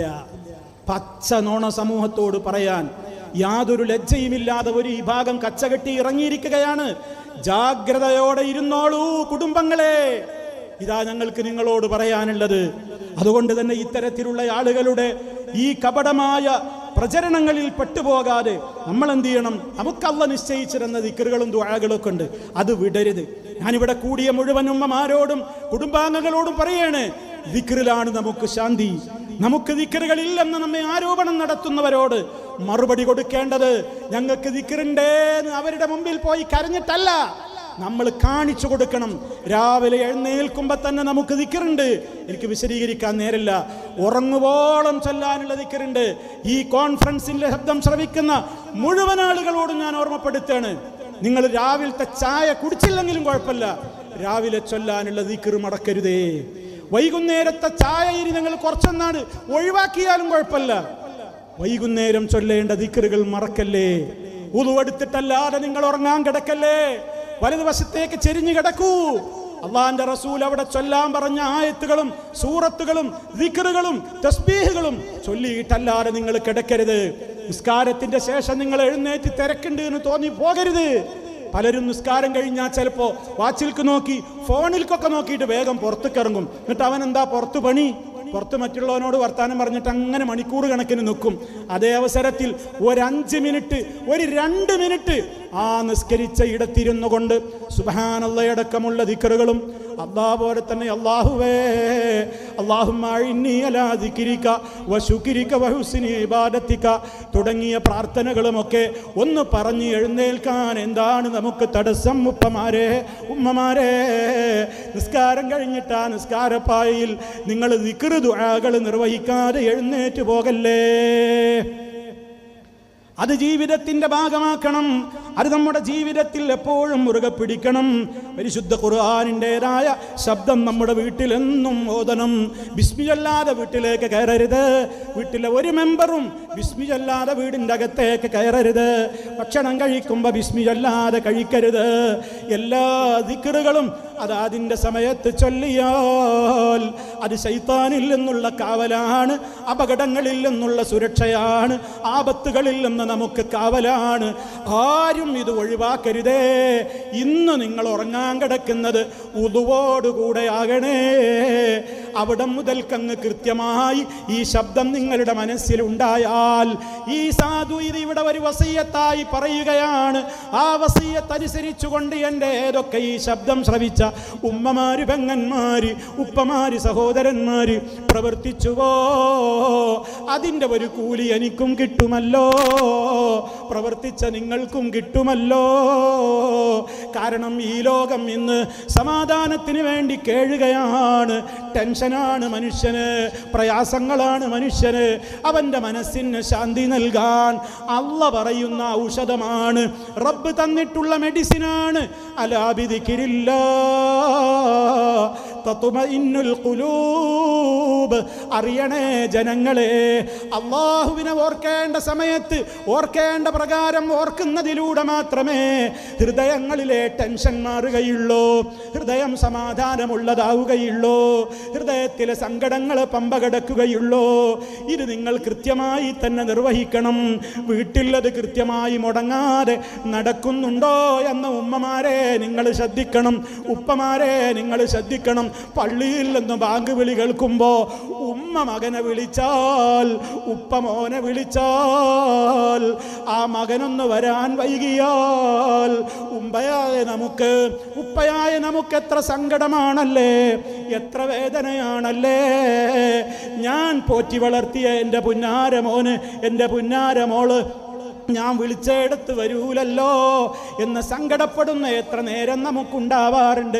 എങ്കിലതാ പള്ളി മിനാരത്തിൽ നിന്ന് ലോകത്തതാ മുഴുവൻ മുഴങ്ങുകയാണ്, അസ്സലാ ഹയ്യ അലസ്സലാ, നിസ്കരിക്കാൻ വരൂ മക്കളെ, ജനങ്ങളെ നിസ്കാരത്തിന് വരൂ, ഹയ്യ അലൽ ഫലാഹ്, സ്വർഗലോകമാകുന്ന സൗഭാഗ്യത്തിൻ്റെ കേന്ദ്രത്തിലേക്ക് വരൂ ജനങ്ങളെ.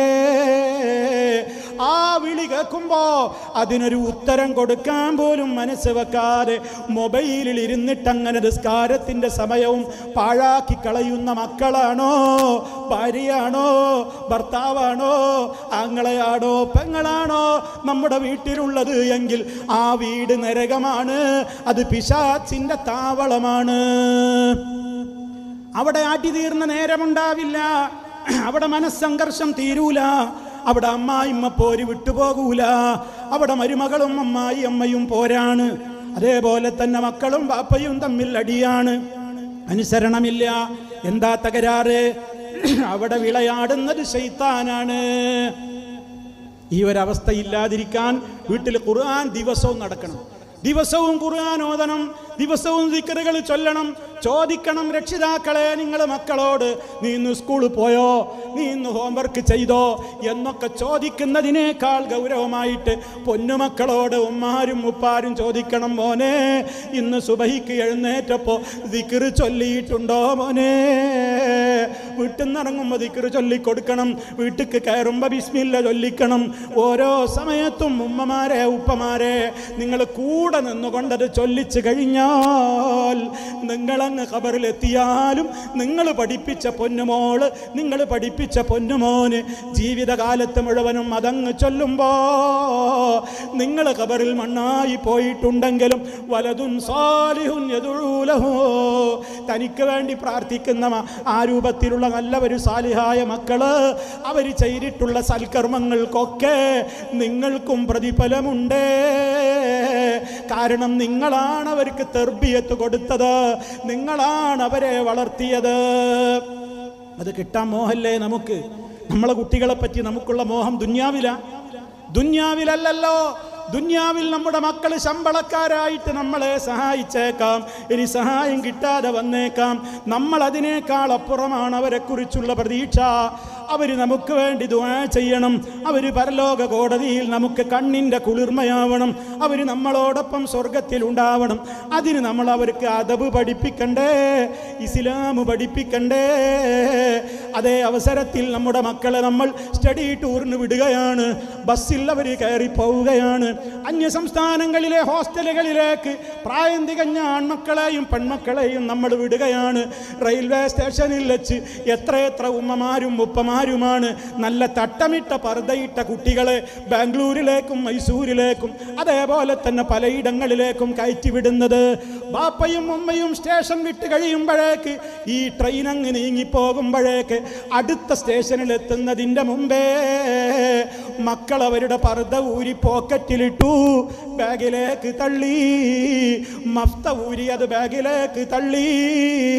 പിന്നെ അവിടെ നടക്കുന്ന രംഗങ്ങൾ അപ്പുറത്തെ സ്റ്റേഷനിൽ നിന്ന് ചില ആൺമക്കളും കയറിയിട്ടുണ്ട്.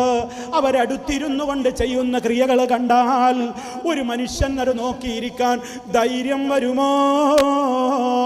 എത്ര ഗൗരവത്തോടെയാണ് റെയിൽവേ സ്റ്റേഷനുകളിൽ വെച്ച് ഇതൊക്കെ നടക്കുന്നത്, ട്രെയിനിൻ്റെ കമ്പാർട്ട്മെന്റുകളിൽ നടക്കുന്നത്, ബർത്ത് സീറ്റുകളിൽ നടക്കുന്നത്. അതേപോലെ തന്നെ രാത്രി കിടന്നുപോയി സഞ്ചരിക്കുവാനുള്ള വലിയ വലിയ സംവിധാനങ്ങളുള്ള ബസ്സുകളിൽ ഈ റൂട്ടിലൂടെ പോകുമ്പോൾ ഇവിടെ നിന്ന് മൈസൂരിലേക്കൊക്കെ പോകുന്ന വാഹനത്തിൽ അതേ കിടന്നു പോകാനുള്ള സംവിധാനം വരെ ഇല്ലേ? അതിലൊക്കെ കാട്ടിക്കൂട്ടുന്ന എത്രയെത്ര വിക്രിയകളാണ് ഇന്നും അതാ വാട്സപ്പുകളിൽ പരസ്യമാണ്. ഇതൊക്കെ ആരെ മക്കളാ? ഇതൊക്കെ ആരുടെ മക്കളാ ഉപ്പമാരെ? ആരുടെ മക്കളാണ് ഉമ്മമാരെ? ഫോണും നല്ല ഫോണും കൊടുത്തു, എല്ലാ സംവിധാനങ്ങളും കൊടുത്തു. അവരവിടെ പോയിട്ട് ഹോസ്റ്റലിൽ പിന്നെ മറയില്ല, അവിടെ പഠിക്കുന്നിടത്ത് മറയില്ല. അവർ പിന്നെ ഒരുമിച്ച് താമസിക്കുകയാണ്. അന്യ സംസ്ഥാനങ്ങളും പോയിട്ട് അന്യരാഷ്ട്രങ്ങളിൽ പോയിട്ട് മെഡിക്കലിന് പോകുന്ന ആളുകളുണ്ട്, കാനഡയിൽ ജോലിക്കും പഠനത്തിനും പോകുന്നവരുണ്ട്, ലണ്ടനിൽ പോകുന്നവരുണ്ട്. നാട്ടിലെത്തുവോളം അവരതാ അവർക്ക് പറ്റിയ ഒരു പെണ്ണിൻ്റെ കൂടെ ആണിൻ്റെ കൂടെ അവർ ജീവിതം പങ്കിടുന്നു. ലിവിങ് ടുഗദർ എന്നൊരു പേരും നൽകിയിട്ടുണ്ട്. എന്തിനാണ് വിവാഹമെന്നാണ് ചോദിക്കുന്നത്. ഇഷ്ടമുള്ളവരുടെ കൂടെ ഇഷ്ടമുള്ള കാലം ജീവിച്ച് ഇഷ്ടമില്ലെന്ന് തോന്നുമ്പോൾ പിരിയലല്ലേ സുഖം, വിവാഹമൊക്കെ ഭാരമല്ലേ, മക്കൾ അതിനേക്കാൾ ഭാരമല്ലേ എന്നൊക്കെ ചിന്തിക്കുന്ന മക്കളുണ്ടാകുന്നത് നമ്മുടെ വീടുകളിൽ നിന്നാണ്. പരിഹാരം എന്താണ്? ചെറുപ്പത്തിലെ അദ്ദിബൂഹും, നിങ്ങൾ അവർക്ക് അദബ് പഠിപ്പിക്കണേ. വഅല്ലിമൂഹും, നിങ്ങൾ അവർക്ക് ഖുർആനും ഹദീസും പഠിപ്പിക്കണേ. ബാപ്പയുടെ കണ്ണേ ഉറങ്ങുകയുള്ളൂ മക്കളെ. ബാപ്പ മാത്രമേ നിങ്ങളുടെ കൂടെ ഇല്ലാത്തതുള്ളൂ. റഹ്മാനായ റബ്ബ് നിങ്ങളുടെ കൂടെ സദാ ഉണ്ട് കേട്ടോ. ഇന്ന റബ്ബക ലബിൽ മിർസാദ്, അന്റെ റബ്ബ് നിന്നെ പരീക്ഷിച്ചുകൊണ്ട് നിന്റെ കൂടെ സദാ ഉണ്ട്. ഇന്നല്ലാഹ കാന അലൈക്കും റഖീബാ, തീർച്ചയായും അല്ലാഹു നിങ്ങളുടെ മേൽ നിരീക്ഷകനായിട്ടുണ്ട് കേട്ടോ. വഹുവ മഅക്കും, ആ അല്ലാഹ് നിങ്ങളോടൊപ്പമുണ്ട് കേട്ടോ. ഐനമാ കുൻതും, നിങ്ങൾ എവിടെയാണെങ്കിലും, അത് ഹോസ്റ്റലിലാണെങ്കിലും ബാംഗ്ലൂരിലാണെങ്കിലും മദ്രാസിലാണെങ്കിലും ലണ്ടനിലാണെങ്കിലും നമ്മുടെ നാട്ടിലാണെങ്കിലും എവിടെയാണെങ്കിലും അല്ലാഹ് കാണാതെ ഒന്നും ചെയ്യാനാവില്ല മക്കളെ. ഈ ഈമാൻ പകർന്നു കൊടുത്തോളിൻ.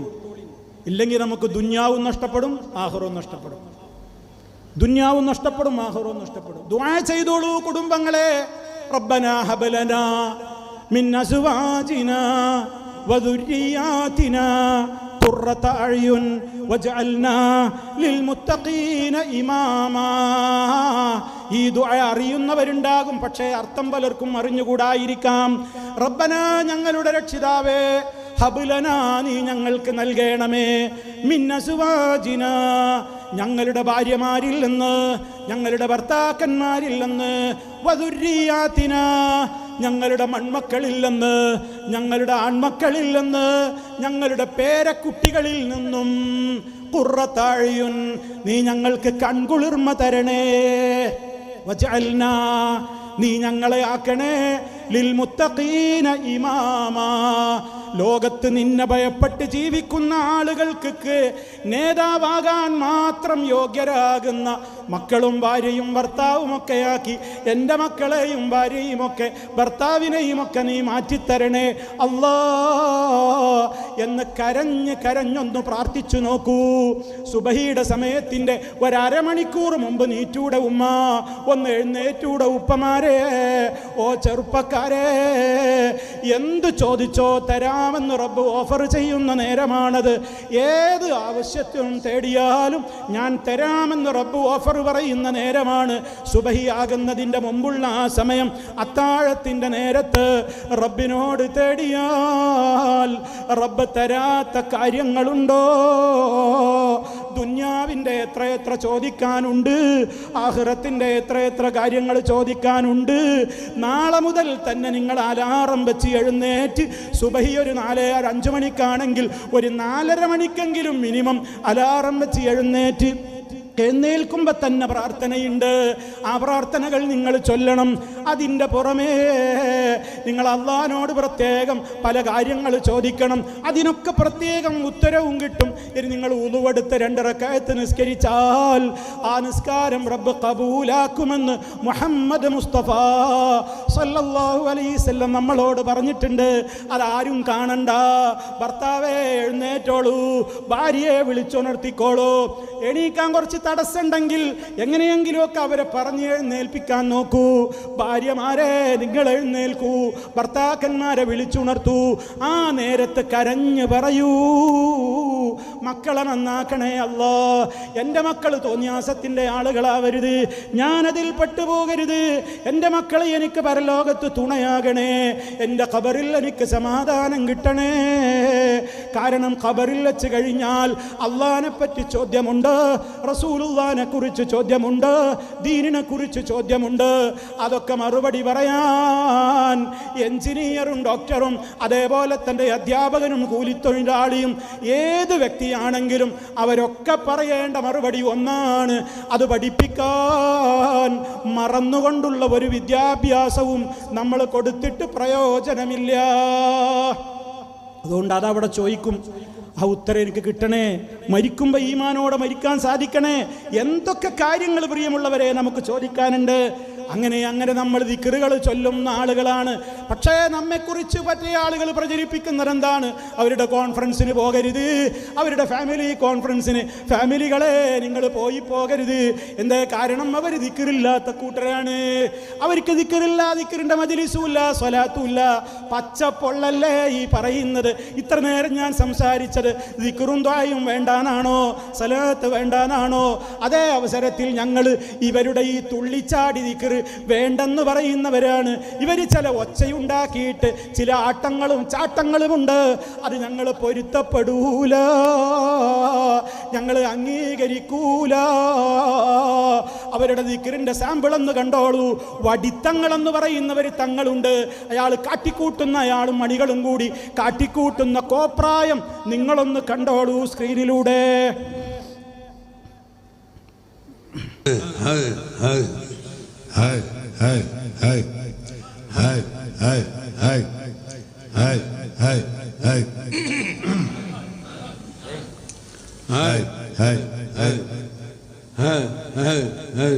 هذه أنوار ليلى قد بدت قد بدت هذه أنوار ليلى قد بدت قد هي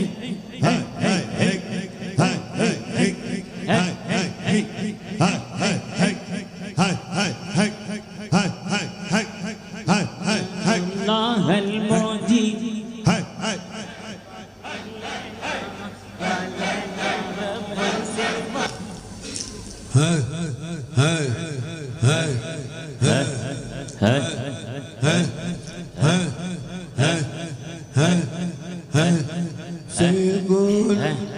ശൈഖുനാ വടകരൂര് ശൈഖമ്മ വിലുല്ലൂര് ശൈഖമൂരിടാക്കിടണേ ശൈഖിങ്കാവലേടണേ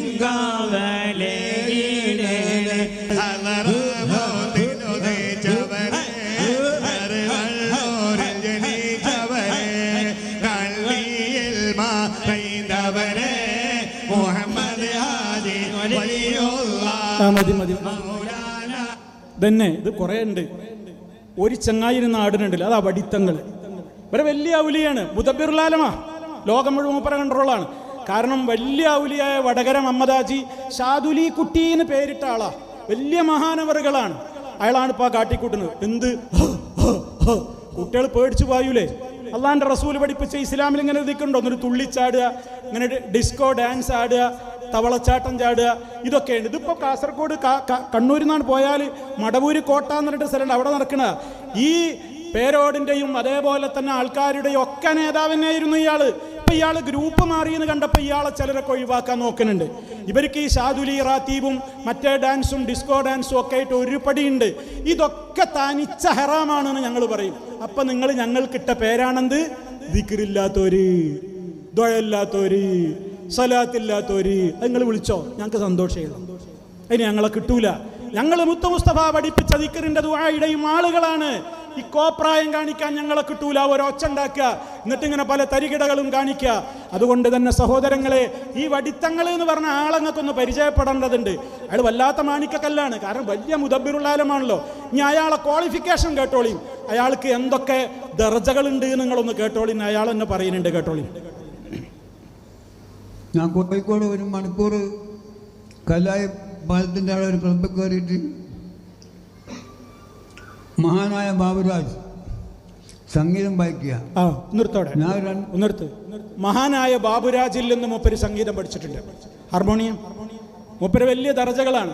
മഹാനായ ബാബുരാജിൽ നിന്ന് കോഴിക്കോട് കല്ലായിൽ പോയിട്ട് മിനിറ്റ് കൊണ്ട് മൂപ്പര് ഹാർമോണിയം പഠിച്ചു. ഇയാൾക്ക് പരിപാടിയെന്ന് തന്നെ ഹാർമോണിയം തങ്ങൾ എന്നൊക്കെ ഇയാൾക്ക് പേരുണ്ട്. പിന്നെ വടിത്തങ്ങൾ എന്ന് പേര് വന്ന എന്താ അറിയോ? പുര പൂർത്തിയായോടത്തൊക്കെ പോയിട്ട് ഇയാൾ ഇങ്ങനെ വടിയോണ്ട് തട്ടിയിട്ട് ഈ പൂമുഖം പൊളിക്കണം, ഈ ബെഡ്റൂം ശരിയല്ല, അങ്ങനെയൊക്കെ വടിയോണ്ട് ഇങ്ങനെ തട്ടി ഇയാളൊരു വടിയും കൊണ്ട് ഇങ്ങനെ നടക്കുന്ന. അപ്പോൾ ഇയാളുടെ ഒന്നാമത്തെ മർത്തവ എന്താന്ന് കേട്ടില്ലപ്പോ? എന്താണ്? മൂപ്പര് ബാബുരാജിൽ നിന്നാണ് ഹാർമോണിയം പഠിച്ചത്. മുത്ത് മുസ്തഫ സല്ലല്ലാഹു അലൈഹി വസല്ലം പഠിപ്പിച്ചു, എൻ്റെ ഉമ്മത്തിൽ ഒരു കാലഘട്ടം വരാനിരിക്കുന്നു. ആദാ കാലഘട്ടം വരുമ്പോൾ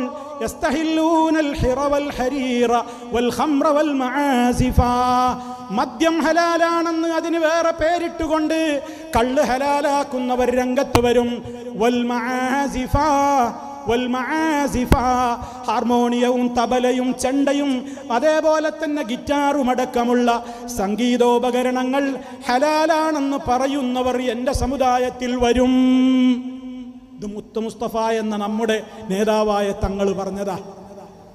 ഇയാൾ പറയുന്നതോ, ഇയാള് ബാബുരാജ്, മഹാനായ ബാബുരാജിന് ഇപ്പം എന്ത്, അയാൾക്ക് അയാൾ പഠിപ്പിക്കുന്നത് അയാൾ പഠിപ്പിച്ചു കൊടുക്കുന്നല്ലാതെ അയാൾക്കിപ്പോൾ അത് ഹദീസും ഒന്നും അറിയില്ലല്ലോ. പക്ഷെ ഹദീസ് അറിയുമെന്ന് പറയണ മുത്തു മുസ്തഫായിയുടെ പേരക്കുട്ടിയാന്ന് പറയുന്ന വടിത്തങ്ങളാ പോയിട്ട് എന്ത് ചെയ്യുന്നത്, അതും വലിയ കറാമത്ത്. പെട്ടെന്ന് മൂപ്പര് ഹാർമോണിയം പഠിച്ചു. ഞാൻ അടുത്ത വരട്ടെ.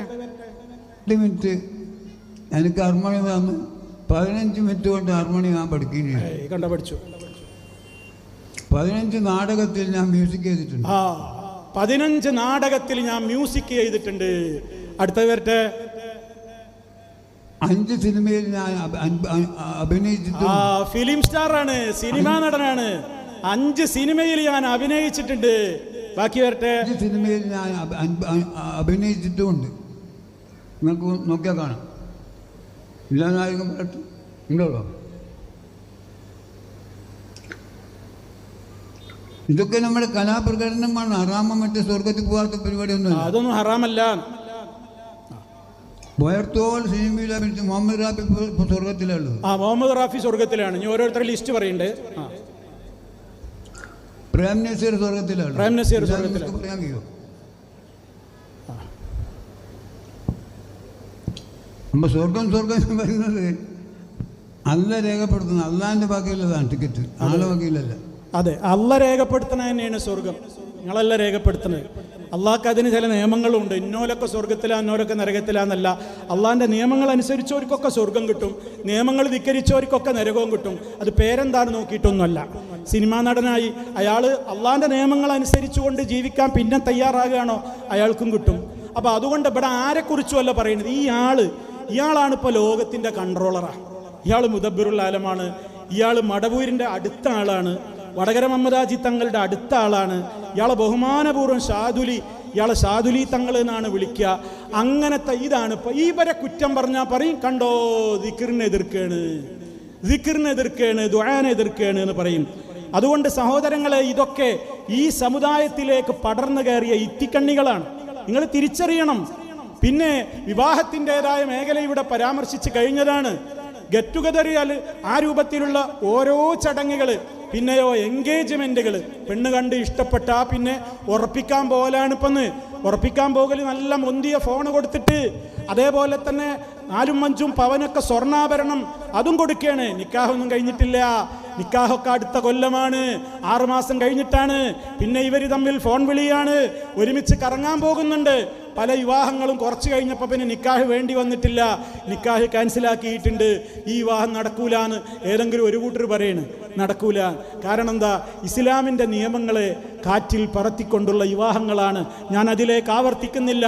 റഹ്മാനായ റബ്ബിന് ഇഷ്ടമില്ലാത്തതൊന്നും വിവാഹത്തിൻ്റെ ദിവസം നമ്മുടേതായ വീടുകളിൽ നടക്കാൻ പാടില്ല. മറിച്ചെന്ത് വേണം? നാം യഥാർത്ഥത്തിലുള്ള ആ ഒരു കൃത്യമായ ഈമാനികമായ തുടക്കം ഞാൻ തുടക്കത്തിലെ ഓതി കൽപ്പിച്ചില്ലേ, നേരായ വഴി. സത്യവിശ്വാസികളെ, നിങ്ങളും നിങ്ങളുടെയും മക്കളെയും എല്ലാവരെയും നരകത്തിയിൽ നിന്ന് കാത്തോളൂ. ആ നരകത്തിൽ നിന്ന് രക്ഷിക്കാൻ ഒരാളും ഉണ്ടാവുകയില്ല. ഈ സന്ദേശമാണ് പ്രിയമുള്ളവരെ എന്നോടും നിങ്ങളോടും എനിക്ക് ഓർമ്മപ്പെടുത്തുവാനുള്ളത്. അതുകൊണ്ട് തന്നെ ഈ മഹത്തായ കോൺഫറൻസ് ഇവിടെ സമാപിക്കുകയാണ്. ഒരുപാട് ആളുകൾ ഇവിടെ ഒരുപാട് മണിക്കൂറുകളായി ക്ഷമയോടെ കാര്യങ്ങൾ പഠിക്കാൻ എത്തിയവരാണ്. അള്ളാഹു എല്ലാവരിൽ നിന്നും സ്വീകരിക്കുമാറാകട്ടെ. ഈ സ്ഥലം ഇത്ര മനോഹരമായ വിശാലമായ, ആയിരങ്ങൾക്ക് ഇരിക്കാവുന്ന ഈ ഒരു വിശാലമായ സ്ഥലം, നമുക്കിതിന് വേണ്ടി അതിൻ്റെ പിന്നിൽ പ്രവർത്തിച്ചൊരു മഹൽ വ്യക്തിത്വമുണ്ട്. അള്ളാഹു അദ്ദേഹത്തിന് വലിയ പ്രതിഫലം സ്വർഗത്തിൽ നൽകി അനുഗ്രഹിക്കുമാറാകട്ടെ. അതേപോലെ തന്നെ ഈ സമ്മേളനം പ്രഖ്യാപിച്ചത് മുതൽ രാപ്പകലില്ലാതെ അധ്വാനിച്ചു കൊണ്ടിരിക്കുന്ന വളണ്ടിയർമാർ, കച്ചവടം മാറ്റിവെച്ച് കൂലിത്തൊഴിലിന് പോകുന്ന കൂലിത്തൊഴിലാളികൾ, അവരുടേതായ കൂലിപ്പണി പോലും വേണ്ടെന്ന് വെച്ച് ഈ സമ്മേളനത്തിൻ്റെ അഹോരാത്രം അതിനുവേണ്ടി അധ്വാനിച്ചു പണിയെടുത്ത നൂറുകണക്കിന് വളണ്ടിയർമാരുണ്ട്. നമ്മുടെ ചെറുപ്പക്കാരായ ആളുകളും അല്ലാത്തവരുമൊക്കെ. അള്ളാഹുവേ, അവരുടെയൊക്കെ മനസ്സും അവരുടെയൊക്കെ ആത്മാർത്ഥതയും നീയാണ് അറിയുന്നവൻ. അവരുടെ എല്ലാ പ്രയാസങ്ങളും നീ നീക്കിക്കൊടുക്കുകയും സമ്പൂർണമായ പ്രതിഫലം ജന്നത്തിൽ നൽകി നീ എല്ലാവരെയും ആദരിക്കുകയും ചെയ്യണമേ എന്ന് ഈ അവസരത്തിൽ പ്രാർത്ഥിക്കുകയാണ്. ഇവിടെയുള്ള വന്നവരിൽ രോഗികളുണ്ട്, പ്രയാസമുള്ളവരുണ്ട്, കഷ്ടപ്പാടുകളുള്ളവരുണ്ട്. അല്ലാഹു സുബ്ഹാനഹു വ തആല എല്ലാ രോഗങ്ങളിൽ നിന്നും നമുക്കെല്ലാം കാവൽ നൽകുമാറാകട്ടെ. നമ്മിലെ രോഗികൾക്ക് അല്ലാഹു ശിഫ നൽകുമാറാകട്ടെ. നമ്മിൽ നിന്ന് മരണപ്പെട്ടു പോയ നമ്മുടെ മാതാപിതാക്കൾ, മറ്റു ബന്ധുമിത്രാദികൾ, പരിചയമുള്ളവരും അല്ലാത്തവരുമൊക്കെ അല്ലാഹു അവരുടെയൊക്കെ ഖബറുകൾ സ്വർഗ്ഗത്തോപ്പാക്കി കൊടുക്കുമാറാകട്ടെ. മാരകമായ രോഗങ്ങളിൽ നിന്ന് റബ്ബ് സുബ്ഹാനഹു വ തആല നമ്മെ എല്ലാവരെയും കാത്തുരക്ഷിക്കുമാറാകട്ടെ. നമ്മുടെ മക്കൾ കാരണം കരയേണ്ട ഒരവസ്ഥ വരാതെ, നമ്മുടെ മക്കൾ കാരണം ദുനിയാവിലും ആഖിറത്തിലും സന്തോഷിക്കുവാനും ആനന്ദിക്കുവാനും സൗഭാഗ്യം ലഭിക്കുന്ന രക്ഷിതാക്കളിൽ അല്ലാഹു നമ്മെ ഉൾപ്പെടുത്തി അനുഗ്രഹിക്കുമാറാകട്ടെ. റബ്ബന ആതിന ഫിദ്ദുനിയ ഹസനതൻ വഫിൽ ആഖിറതി ഹസനതൻ വഖിനാ അദാബന്നാർ. اللهم توفنا مسلمين وألحقنا بالصالحين والحمد لله رب العالمين. والسلام عليكم ورحمة الله وبركاته.